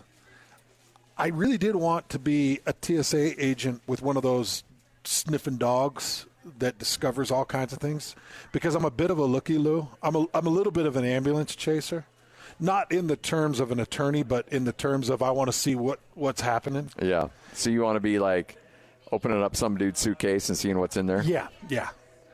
Doesn't that sound kind of cool to you? Like your dog sits and you're like, what's in there, Chief? All right, Bob, open it up. Let's see what you got in there. We're going to need to see what's in there. Okay, so this guy was returning from Africa, and one of the TSA agent's dogs pointed on a piece of luggage, but it was weird point. And so the TSA agent goes, so what do you got in the bag, fella? Because he's coming from Africa. Yeah. And the guy goes, dried fish. And he said, my dog's not trained to act like this on dried fish. You've got something in that bag, and I'm going to need to see what it is.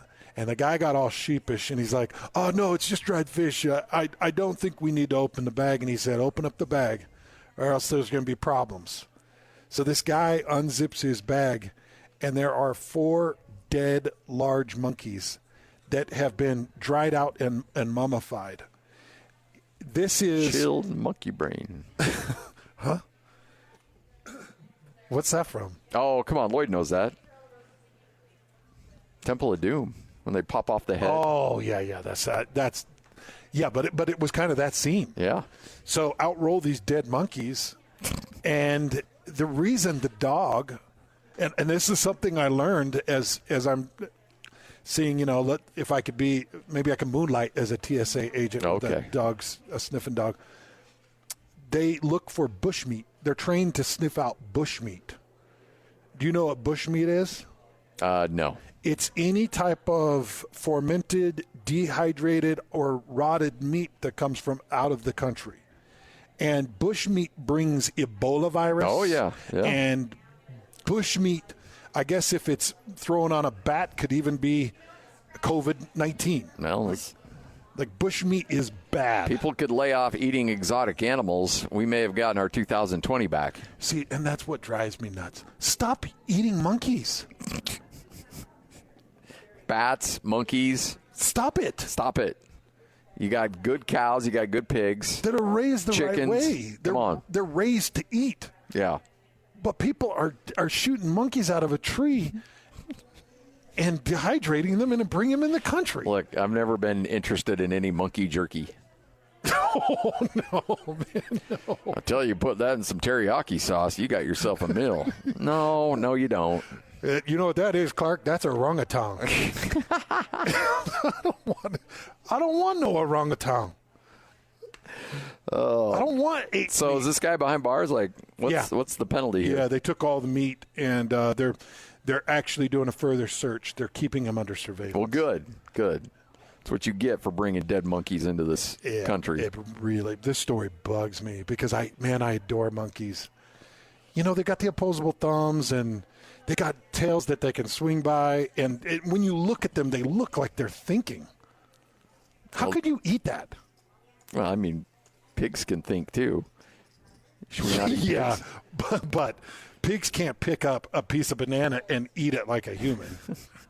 They got cloven hooves. All right. Hans and Scotty, we're live here. Nate's hanging out with us. We're at Jimmy's Flowers. Valentine's Day is coming up. You're a guy, which means you usually screw it up or you wait till the last second. It pretty much is the last second, Nate, especially if you want deliveries. You need to get those in now. Yep, for sure. Yeah, we always max out on deliveries every year. So, obviously there's always still the option to come pick up, but if you do need it delivered, I would do it as soon as possible. We've already had, 6, 7 great listeners that have come in, said hi, grabbed some candy, grabbed a Jazz shirt. We still have, is it 1 Jazz shirt available, Sean? 2? 2 Jazz shirts available, so you can come in, grab a Jazz shirt while you're grabbing a bouquet. But it is so great to see our listeners coming in to treat their significant others the right way for Valentine's. And, Nate, that's got to be a great part of your job where you're really getting to help people build up their relationships. Yeah, for sure. And, it's not just with flowers. I mean, we have other stuff here as well. We got stuffed animals. We have custom artificial silk. All of our silk arrangements are custom made. We have a guy who's been with us for over 40 years that he hand makes all the silk arrangements, artificial arrangements in here. So we have those. We have Mickey blankets. We have candles, chocolates, all different kind of things too. How hard is it to not stay out of the chocolates? It's hard. I try not to eat them too much. It's hardest when you come here after hours and no one's here and you're like, yeah. That sounds good. You just ate dinner and you're here late, finishing up some stuff. You're like, those look good. So, but yeah, we try not to eat too many of them for sure. But do you ever get a call from Mike and he's like, hey, son? Inventory's a little low. It's funny because Jimmy is my grandpa who passed away a few years ago, but he was famously known for eating the candy out of our stores. And so my grandma would always, come back. He'd come help a little bit at the store, do some things, and then my grandma would come back later in the day and start emptying her jacket full of candy bars and truffles. She's like, hey, Dad took these today. You can have them back, So he'd start eating all the candy. He's like, I'm Jimmy. I get to eat the candy. My name's on the place. Grandpa Jimmy gets to do whatever Grandpa Jimmy wants to do. And someone's going to carry on the tradition. Absolutely. Yeah. Yeah. Well, I tell you what, you guys do such a great job. You got 3 locations, Layton, Ogden, Bountiful. You have a limited number of deliveries available. Go to jimmysflowers.com or any of the locations. And I love the fact, and Hans mentioned this earlier, if you don't know what to do, you can come in and say, hey, look, here's my budget. I got $100, $75, $50, whatever. Make something beautiful. They can do that. Or you've got pre-made bouquets that you can just pick up and walk out of the store with. Yep. So we have wrap bouquets that are made that come fresh from the farms as well. So we have those. We can do custom wraps bouquets that our people can do here. And then, like you say, any arrangement in a vase, we can make them custom here. Just want to remind everybody how beautiful those women are in our lives, how incredible and emotional, and how much it means to them when you show them this bouquet of fresh flowers, or, as Nate mentioned, if you want to do the silk that lasts forever, or you want to get something else that says I love you, they've got it here. And it just means the world to those amazing women in our lives. Take care of them. Make them feel loved. Make them feel important. And you can do that with a bouquet from Jimmy's. Yeah, I mean, even my wife, she always tells me she doesn't get enough flowers. Oh, really? I was kind of wondering if that. Yeah, Nate, maybe that makes me sound bad, I guess. But, yeah, and I try and get her some different things. She's like, I just want, I'm not picky, just some roses or something. I'm like, don't you want to see some other stuff, But she says she never gets enough, so I need to do better at that. Well, I'll tell you what, we all need to do better, and you can knock it out of the park here at Jimmy's Flowers. Go to jimmysflowers.com or one of the 3 locations, Layton, Ogden, Bountiful, right here on 97.5, the KSL Sports Zone. Candy want candy.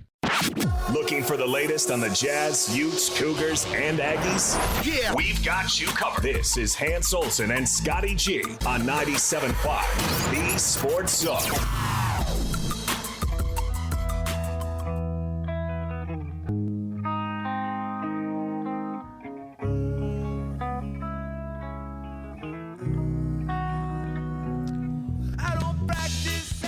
Hans Olsen, Scott Gerard, this is 97.5, the KSL Sports Zone. And make sure to join JJ and Alex Thursday from 3 to 6 at the RV show at the Mountain America Expo Center. One-stop marketplace for every kind of outdoor recreational vehicle. Tickets available at UtahRVShow.com. I just can't even believe what happened with Greenlaw. Oh, my gosh. That's the hardest thing for me to really comprehend in all of the Super Bowl storylines. So for those of you that don't know, Dre Greenlaw is as good a linebacker as you're going to find.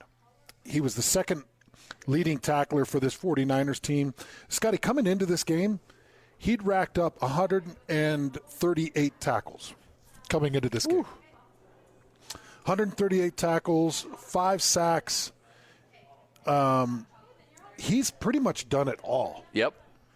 I mean, he and Fred Warner are as good of a combo of linebackers as you'll see. Well, and Fred Warner is the only player on the team with more tackles than Dre Greenlaw.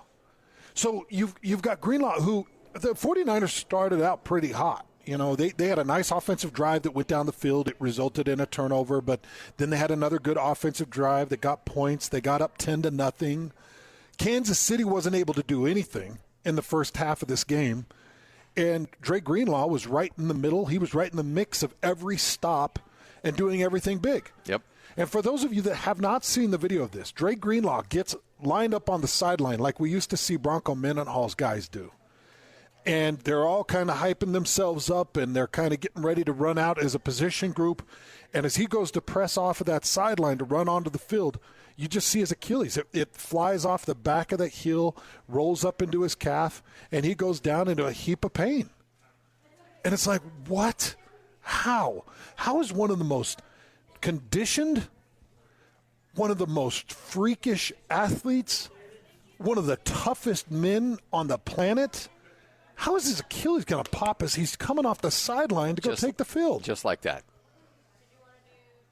And it makes you think, does Kansas City just have like some type of voodoo halo over the top of them that protects them? Yeah, I don't know who made a deal with the devil with that team, but it's nuts. And the thing that you feel bad for him is that, look, you never want a guy to get severely injured, but an Achilles, especially where you've got to go lateral as much as you do, and it, there's so much side to side and there's so much movement there that I don't know if I would rather see an ACL. I think I'd rather see an ACL than I would an Achilles. That could be a career killer for him. I mean, he'll come back and he'll play, but the chances of him ever being the same player again is pretty slim. Now, they've made a lot of great strides in Achilles, but an ACL you can come back from and be relatively the same player. An Achilles, we're still up in the air on that. And then number 2 is it happened in February. Like, he's pretty much out all of next season. Yes. Yeah. No, that's a good point. I didn't even think about that. If that happens in September, you can get him back, in a good chunk of next year. But the fact is, this is February.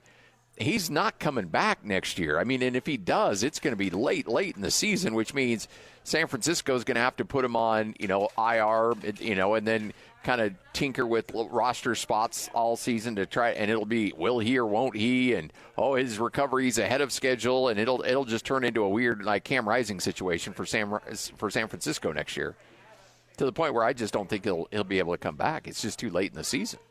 So it really, really, not only is it going to impact his career, it's going to impact San Francisco and what they're able to do next year, and it's just heartbreaking on so many levels. And you're right, to have it happen like that in the Super Bowl, in the most critical position in trying to contain Patrick Mahomes. Okay, so and you wonder how that game goes if he's out on the field, because they started targeting his replacement real quickly. People hate it when we do that, but I'm going to tell you, the game's different. Yes, it's different with Greenlaw on the field. Okay, number 2. This is bizarre. Number 2. Moody was 67 of 68 on extra points coming into that kick, and had not had a single extra point blocked in his career. Think about this. This kicker through the season goes 67 of 68 through the postseason and the regular season. He had one miss. I did not look into what the one miss was. I don't know what the situation. I do know it was not a block. Yeah. And somehow this guy boots it low enough that Kansas City gets their hand on it, and that blocked extra point changed more than probably what the injury changed. Because once you block that extra point and it is now a 3-point game, it changes everything for Kansas City.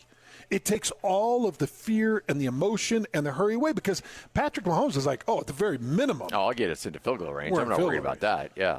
Instead of pressing and being like, guys, we have to get into the end zone. Oh, and by the way, we have to hurry on this possession, because if we don't get in the end zone on this one, field goal does us no good. We need another possession. Yeah. And so, everything you're doing is accelerated instead of like, hey, guys, play it cool, man. And if we got, we'll just kick the And plus, you got a kicker that just set the record for the longest field goal in NFL history right after Moody set one earlier in the game. Yeah. So that, frankly, all you have to do is get maybe to the 40 and you're golden.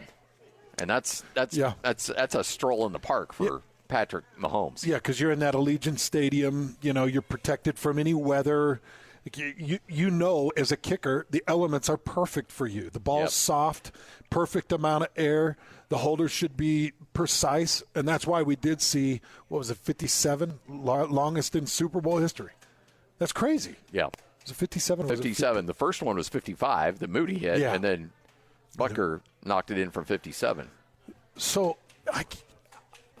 those two things, some of the most freakish things that could have possibly happened in a Super Bowl. And then, I have not checked this. Let me see if I can find how many fumbles McCaffrey had through the entire season. He had 2 lost fumbles on the season. Through the whole season. Yep.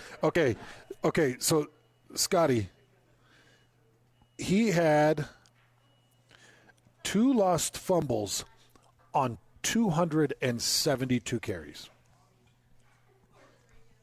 So out of 272 times that he'd carried a football, he had 2 lost fumbles, and he lost one in the first possession to start this Super Bowl. What are the odds of that? I know. The Achilles, the blocked extra point, the fumble by McCaffrey. What are the odds of this? And we could go to the muff punt that hit off the ankle of one of the 49er players, And then we got to go all the way to overtime, where they still find their way in overtime, to a coach that completely muffs overtime. That was as botched as the punt. Yes. That was as broken as the Achilles. Yep, 100%. How? It was a colossal set of events by San Francisco that you just had everything lined up for you. Kansas City wasn't great for the first half of that game. You were in control, and you couldn't put your foot on the throat. And you let Kansas City hang in there. They're going to get confident. The offense eventually is going to get rolling, and they did. The other thing, too, that really annoyed me is the game really – now, San Francisco was able to overcome it with the holding penalty on that last drive. Or was it – I can't remember. Well, it was either the overtime drive or the drive right before overtime where they kicked the field goal. But Kansas City – and I've complained about this forever because I see Denver play Kansas City twice a year, and usually they get their butt kicked. Lloyd, you know what this is like. Kansas City's offensive line was holding like crazy. There were tons of holds, and nothing was getting called. Nothing was getting called. Now, San Francisco got away with a bad one on a late drive, and then they eventually got hit with one. But I don't know, man. I was losing my mind, and I was tweeting about it like crazy because on that one big Patrick Mahomes run, not the one on 4th and 1, but the one where he kind of the read option where he ran to the outside and got like 20. Yeah. Blatant hold on that one. I mean, there were some really and the officials were like, nope, let it go. And I don't know what's going on with Kansas City and their inability and the officials' inability to throw holding calls on them, but it was blatant. Yeah, they didn't throw. They overlooked a lot on both sides. Yeah. San Francisco got away with a couple of pretty decent grabs.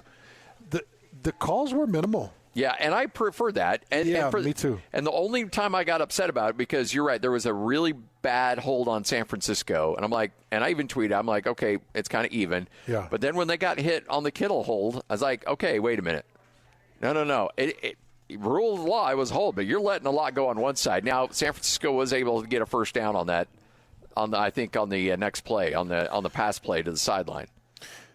There were a couple of things officiating-wise. And really, Scotty and I have not touched on officiating for the full, 2.5 hours we've been on air, because I think that it was a very minimal thing in any of the results of this game, personally. Yeah. But if we're going to talk officiating, there were two things. So two, or were there three things? Two things that come to mind that really bugged me. Number one, they were not calling defensive hands to the face. And there were multiple times defensive linemen were throwing their hands up in the face mask. And my guess is the officials weren't calling that because they weren't calling the holding. They were allowing the holding to get away, so they're like, hey, look, if we're going to let the offensive line grab some cloth, let's let the defensive line put their hands up there, and let's let those guys just get after scrum. Fair enough. Let's let them beat each other up, because there were some brutal hands to the face. The other one that bugged me, and I know there's one more, but I can't think of it. The other one that bugged me. The letter of the law on the horse collar tackle is not what they called, in my opinion. And maybe I need to go back and refresh myself on the horse collar tackle. Yeah, the one on Purdy? Yeah. You saw the horse collar call. It came off the shoulder pad. It ended up on part of the jersey. And at no point did the defender sag and drop himself into the back of the ball carrier. And he ended up with only the jersey. So it wasn't the pad bringing down to the ground. It touched the pad, caught the jersey, and never pulled it down, just kind of went out of bounds. I thought that was a pretty weak horse collar call. Yeah. Didn't like it. And I know there was one more, and I'm forgetting what it was.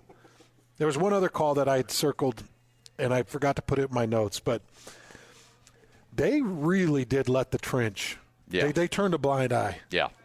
Which I kind of like, but then you kind of hate. But I think in the end, it probably squared itself out pretty well.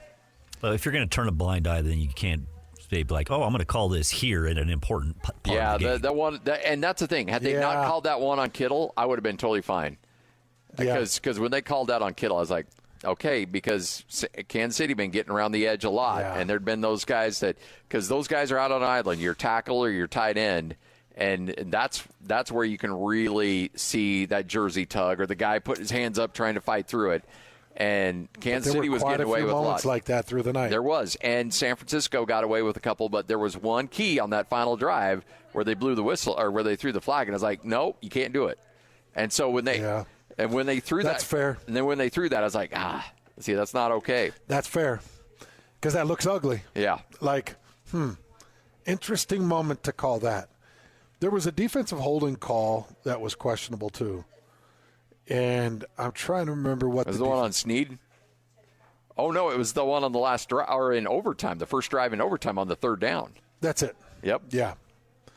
That's it. So there were some calls. Yeah. What about what was it? There was a 15-yard penalty that came off of one of the corners. That was Snead, where he slapped him. Yeah.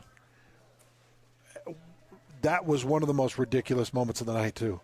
How selfish and how stupid are you in that moment in front of the official? The official had come to the scrum, and he slaps the guy across the head.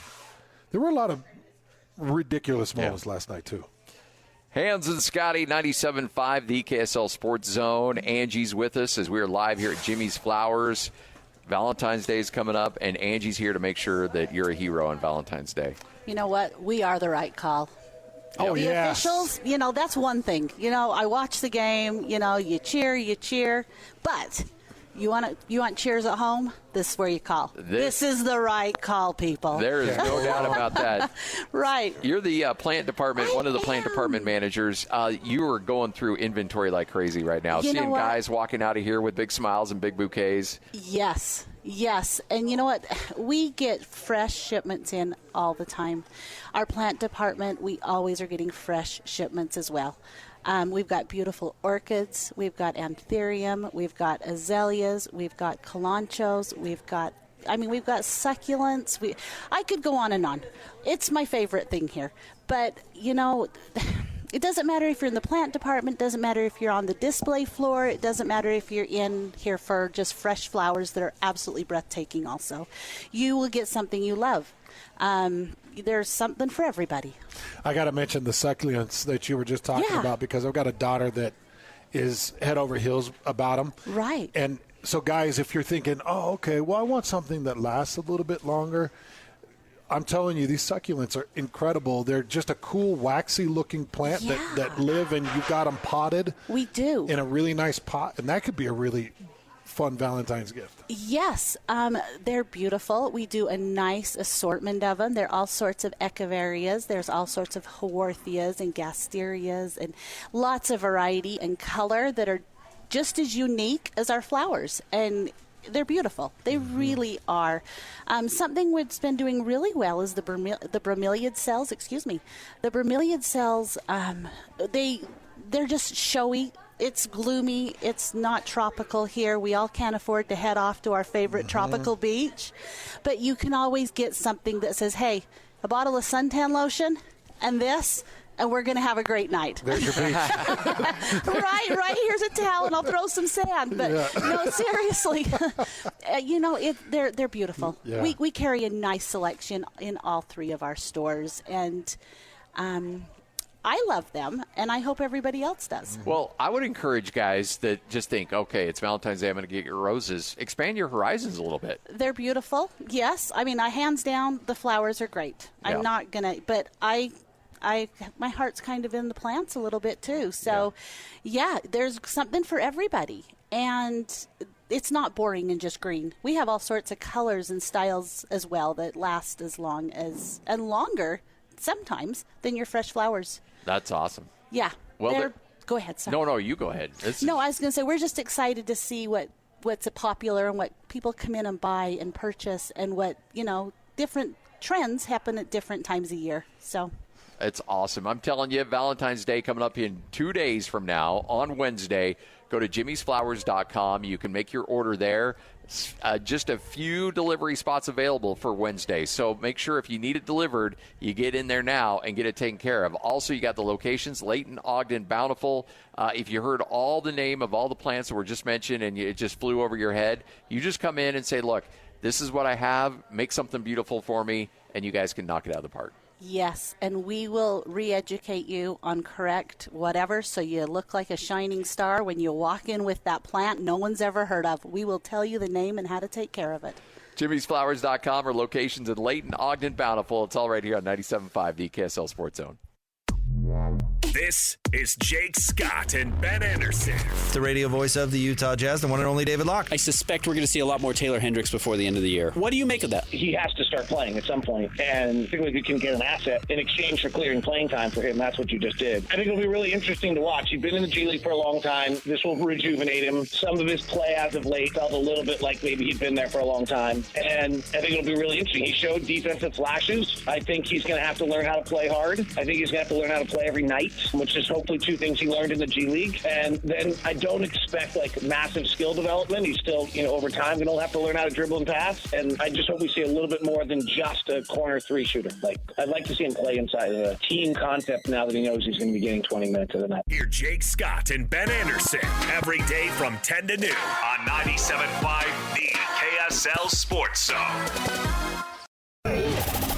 The wheel is loaded, and it's time to talk some sports. This is Sports Roulette with Hanson Scotty on 97.5, the KSL Sports Zone.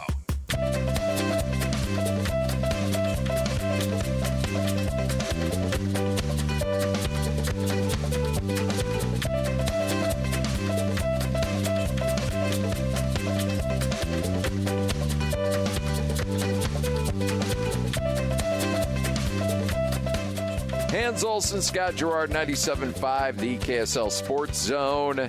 Time for another edition of Sports Roulette. We take some of the big storylines we've not had a chance to get to. We put it on the roulette wheel, we spin it. Wherever that little ball lands, what we end up talking about. It's all brought to you by UCCU. Love where you bank. Utah Community Credit Union. Learn and earn with the app, paying your family to learn about money. All right. Lloyd, fire up that wheel.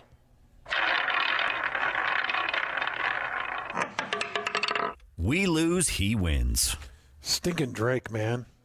Did you see how much money he put on this game? Oh, boy. He put $1.15 million on the Chiefs. And the minus, or it would have been Chiefs plus 1.5. Yeah. Niners were a 1.5 favorite. He walked away with $2.3 million. Whew. All righty then. I hope one day we see a Where Are They Now? And he's just broke. I mean, here's the thing. He's broke, living in a dumpster. But the thing is, the guy doesn't. Yeah, that's not going to happen, as much as we all wish it would. Oh, but it would be so Oh, nice. It would be great. But, him and Mayweather and these, just compulsive gamblers, they never send out the tweets of their losses. Nope. Only their wins. So I imagine this dude's racked up some pretty impressive losses. He tweeted out the ticket the day before. Oh, no, he bought the ticket the day of the game, but tweeted out the ticket, I think, the day after the game. Oh, I'm sure. Or Instagrammed it or whatever he does. Have you ever heard Drake's music? Yeah. Does he do anything that's mainstream? Oh, yeah, there's a lot of mainstream songs. Or is he more just like Instagram famous? Oh, no. He's super famous. Would I know a song of his? You probably would hear one and be like, yeah, okay, I've heard that before. Because all I've ever heard of Drake is that he's a flavor clown with different teams. Oh, that's true. That's 100% true. Like he gloms on. To Kentucky and some of the yeah. Oh, he 100% does. No, No, you're spot on with that. Well, he won. He put $1.15 million. I can't even imagine having $1 million to put down on a bet. That's so bizarre. I put, if I put $10 on a bet, I know. Like if I'm down in Vegas and I'm at a blackjack table or whatever, I'm looking at I put $20 in. And I'm staring at those $4 or $5 chips, and I'm like, I'm going to put those aside. Yeah. And we're going to play off our winnings because I got to hold on to that. House money now. Yeah, I know, right? You're all in trouble. You want to comp a room, or do you want me to just keep working you? Sheesh. What do you want me to do here? That's a different mindset there. Yeah, 1.15 on a single bet. I don't care who you are. I don't care how much money you have. $1.5 million on a bet is ridiculous. Drake. It always makes me sick when good things happen to bad people. Yeah. Not that I know of. I'm sure he's a fine person. I've heard a lot of ugly rumors about him. All right, there's your good. Or excuse me, there's the first stop on the wheel. Lloyd, spin it again. UCLA saves a ton of money on their coach. We got a new head man at UCLA as Chip Kelly steps away from the program to be the offensive coordinator at Ohio State. So the new head coach is Deshaun Foster. Agreed to a 5-year contract. He had just taken a job as the Raiders running back coach earlier this month, but decided to return to UCLA to become the head coach. Got him on the cheap, right? Yep, 100%. And that's been the knock on UCLA, is that they do things on the cheap. You really got Deshaun Foster on the cheap. He's not. I put my head down in my hand because I'm just like, what are you thinking, man? What are you thinking? Do you not want to make a dent? You are headed into one of the most difficult conferences in the world. And you hire a running backs coach? From the Raiders, nonetheless. Why? Well, because before he was with the Raiders, he put a lot of guys into the league. What? They say the players really like him.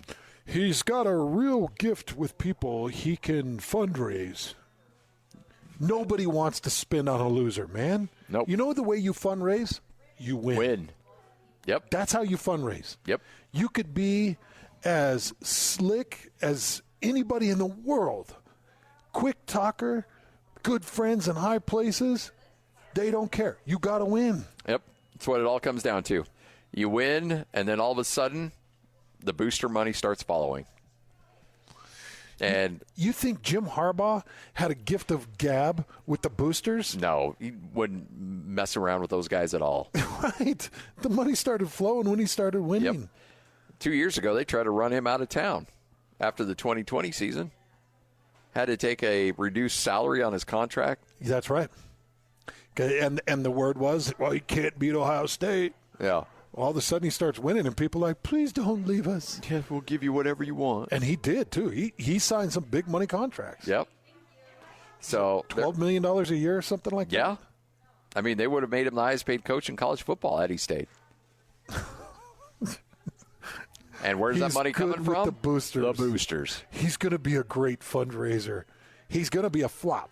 Yeah, this is so there's sometimes where you see a guy get hired and you think, okay, he's going to get fired. And this is what's going to happen to UCLA. The only good thing that's happened to UCLA is they are a university that happens to be in Southern California, in Los Angeles, and USC needed somebody to come with them. That's right. That's all they brought to the table. Nobody goes to their games anymore. There's no excitement. Their facilities, I mean, look, they play in the most majestic college stadium in all of college football, but yet other than that, their facilities stink. They don't fund the program well. Athletics isn't a huge priority.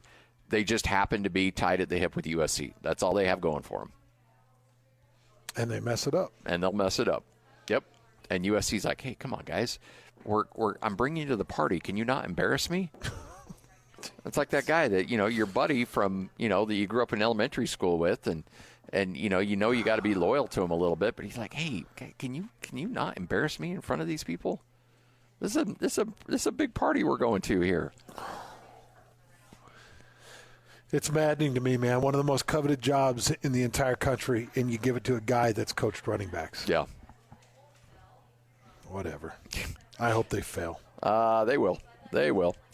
All right, Hans and Scotty will wrap up this bad boy next, right here on 97.5, the KSL Sports Zone. This is DJ and PK. BYU football coach Kalani Sitake. I was just telling Jake when I got on that you guys are usually in a better mood towards the end of the show, And I remember when I was a younger coach doing the early morning parts, you guys a little bit more ornery, especially PK, So I'm glad to be on the prime spot with you guys, and I'm going to enjoy this interview. Oh, he's giving me up. I've already enjoyed the interview. I think Kalani's work here is done. I just mentioned that earlier this week, and PK lost his mind. I'm not. That was back then. point I'm making is I can be just as crotchety now. No, I think you're in a bad mood now because it's not golf weather right now. But as soon as this weather picks up and moves on, we can open the golf courses. We will get PK at his best. This guy knows me. He's dropping truth bombs left and right here. This is Kalani's psychological profile of PK. Spot on. Catch DJ and PK mornings from 6 to 10. Presented by Murdoch Hyundai, Utah's #1 Hyundai dealer for 16 years in a row. On 97.5, the KSL Sports Zone. #1. Miss any part of the show? Every moment of every show is available in podcast form by searching Hans and Scotty on your favorite podcasting platform or online at KSLSports.com. This is Hans Olsen and Scotty G on 97.5, the KSL Sports Zone. Standing here beside you, want so much to give you this love in my heart that I'm feeling for you. Let 'em see what crazy. Fun show today, wrapping up the NFL season. Kind of a sad show, too, Hans. Yeah. We won't break down another football game until August. Yeah. It is a heartbreaker. But we will bring you crazy 60 and 60 lists. Our 60 and 60 this year is going to be wild. Yes. And, of course, spring coverage will be coming up next month. So spring ball coverage, but as far as actual football and the greatness of it. Boo. We got a wow. Things got to. I guess we have a little preseason in July, maybe. Fall camps in July. I might need to get up to the Spectrum one more time before this basketball season's over, though, because that you caught the vibe of that place. Man, Lloyd, wasn't that crazy? Oh, that fan base, and I've seen a big game at BYU too, at the Marriott Center. That they're fun. That's a fun crew on both sides. That one's more a little bit. The language gets a little bit more loose there in Logan. Yeah, they use the word. Even the young kids. We had the kids right in front of us. Knew all the chants and saying "suck." And I was like, "Wow." Yeah, there's some. It's abrasive. I mean, these kids were 5. I'm like, but what was really crazy was the rubber glove clapping. That was crazy. You put rubber gloves on, so you clap, and it's louder. It's more of a spanking. Yeah, that's a new thing this year. I had not seen that until this year. It's surgeon's gloves, and they clap with surgeon's gloves, and it's a sharper spank noise, like a high pitched spanking.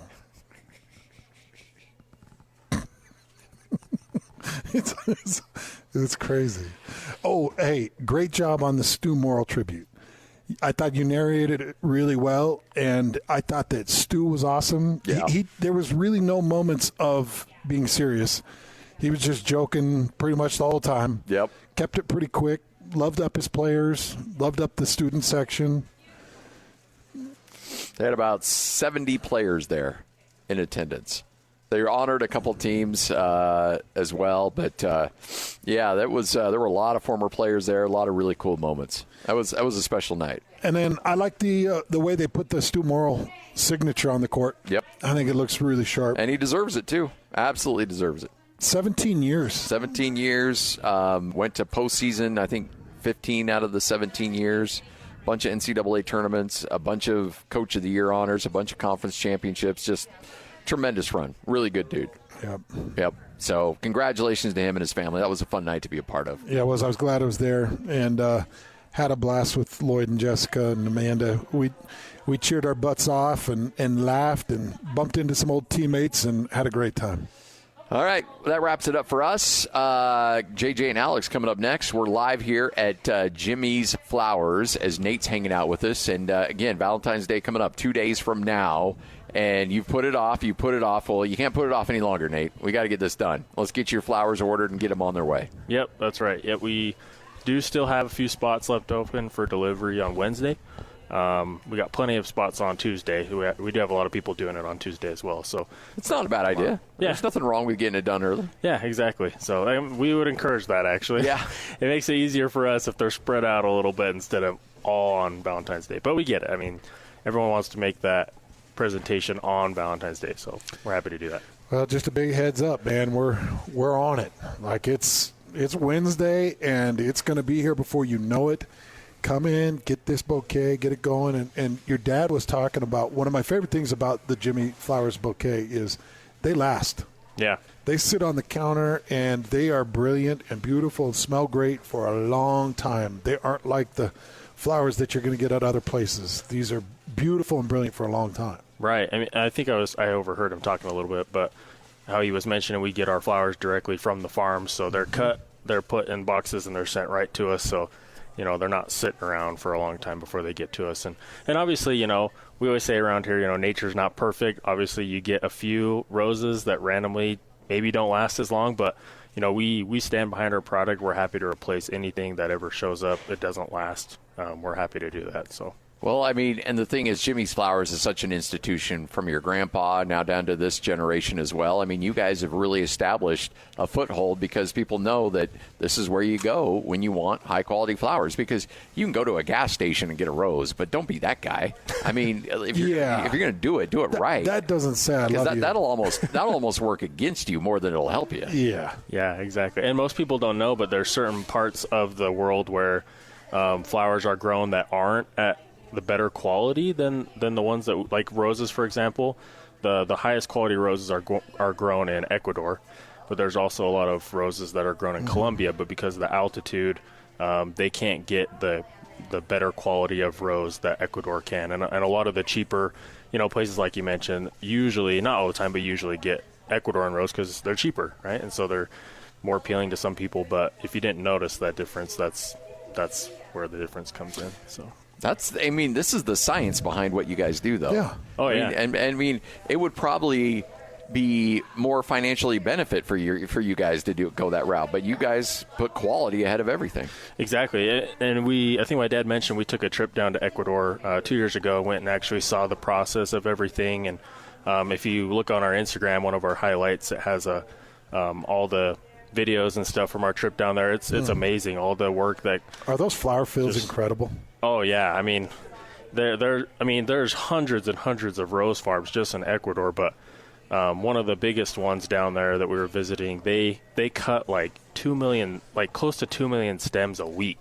A week. A week, and a Valentine's Day, you can only imagine how many more they're cutting. So it's crazy. They got. I mean, everyone knows baby's breath, right? The little white flowers, accent stuff. There's a farm that has just acres and acres. They have like over 500 people that are just in the facility to package it.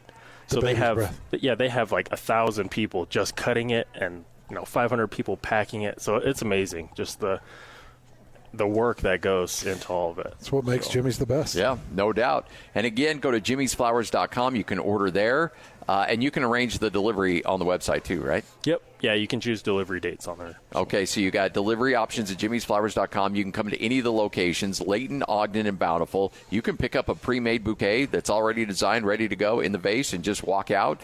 Or you can have somebody here help you design something. There's so many great options for you. It's at Jimmy's Flowers. But bottom line is, Valentine's Day on Wednesday. Don't screw it up. Don't be a moron. Get yourself squared away for Valentine's Day. And Jimmy's Flowers is here to help. Thanks, man. We appreciate it. Thank you, Thanks, guys. Nate. JJ and Alex next. 97.5, the KSL Sports Zone.